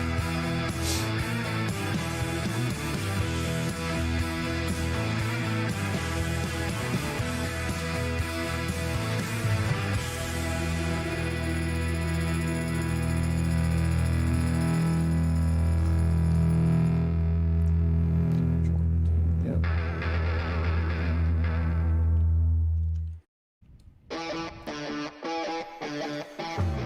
Just run a simulation like to see where that was.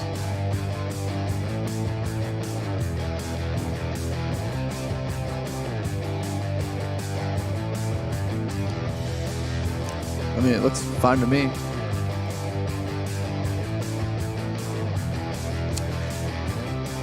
Because Dom beat him in every race except that first race.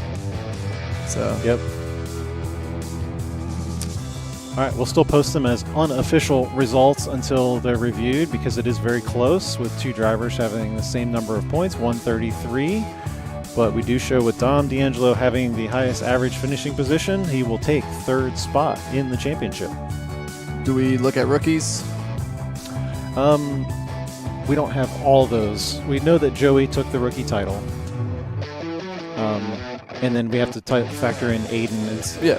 you know what finishing position he's got. Aiden's 13th after the 2 penalties. Okay. And no, Ryan? Ryan is 9th. And Noah would be 12th. So no change of position for Could be Noah. close. That's going to put Aiden and Ryan at a tie. Goodness. Here we go. So average finishing position for Aiden is 12.4, and average finishing position for Ryan is 14.7. So, yeah, unofficially we will have Aiden holding on to 3rd place for the rookie That's championship. good for them. That gets some money for the 12 hours. Helps their team.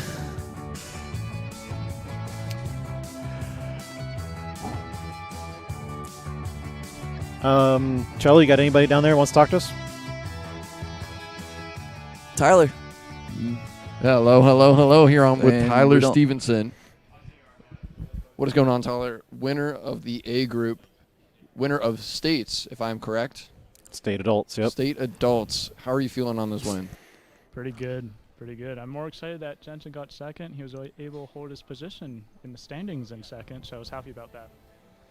So how do you feel about this new track layout? It's something new that we've been implementing. It's a little bit of a switch from what we last had. So what do you think? Like the Joker? Yeah.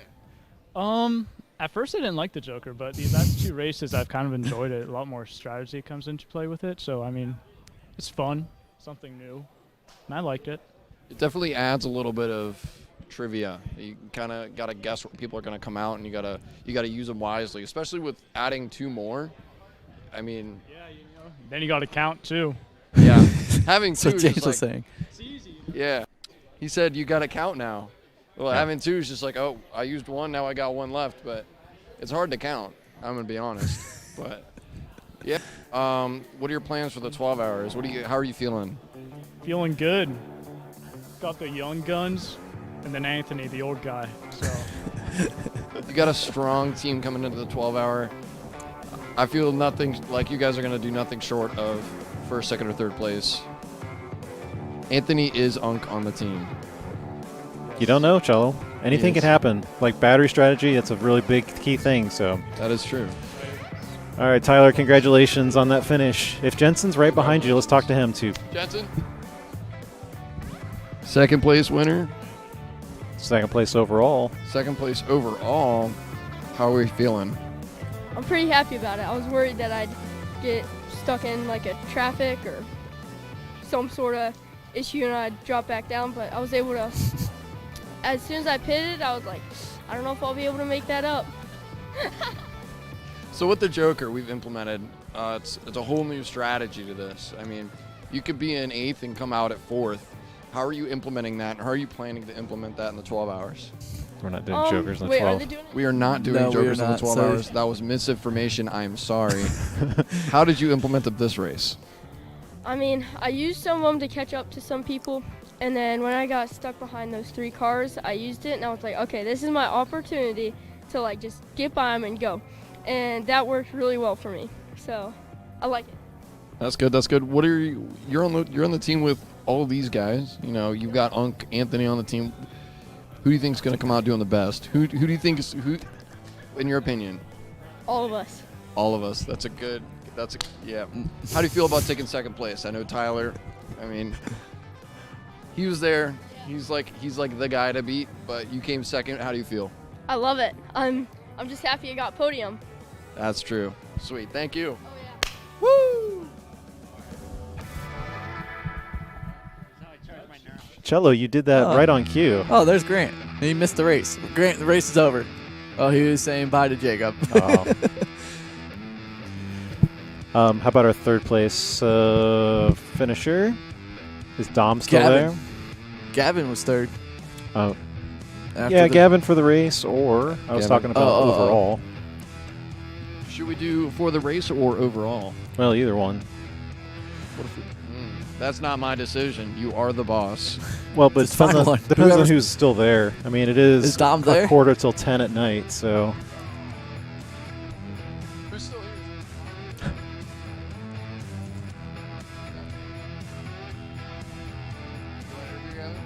well, if they're not standing there, I guess we don't have to interview them. That's okay. He's I just right wa- here. I just He's right want. here. Oh, there we go. Here's, go ahead.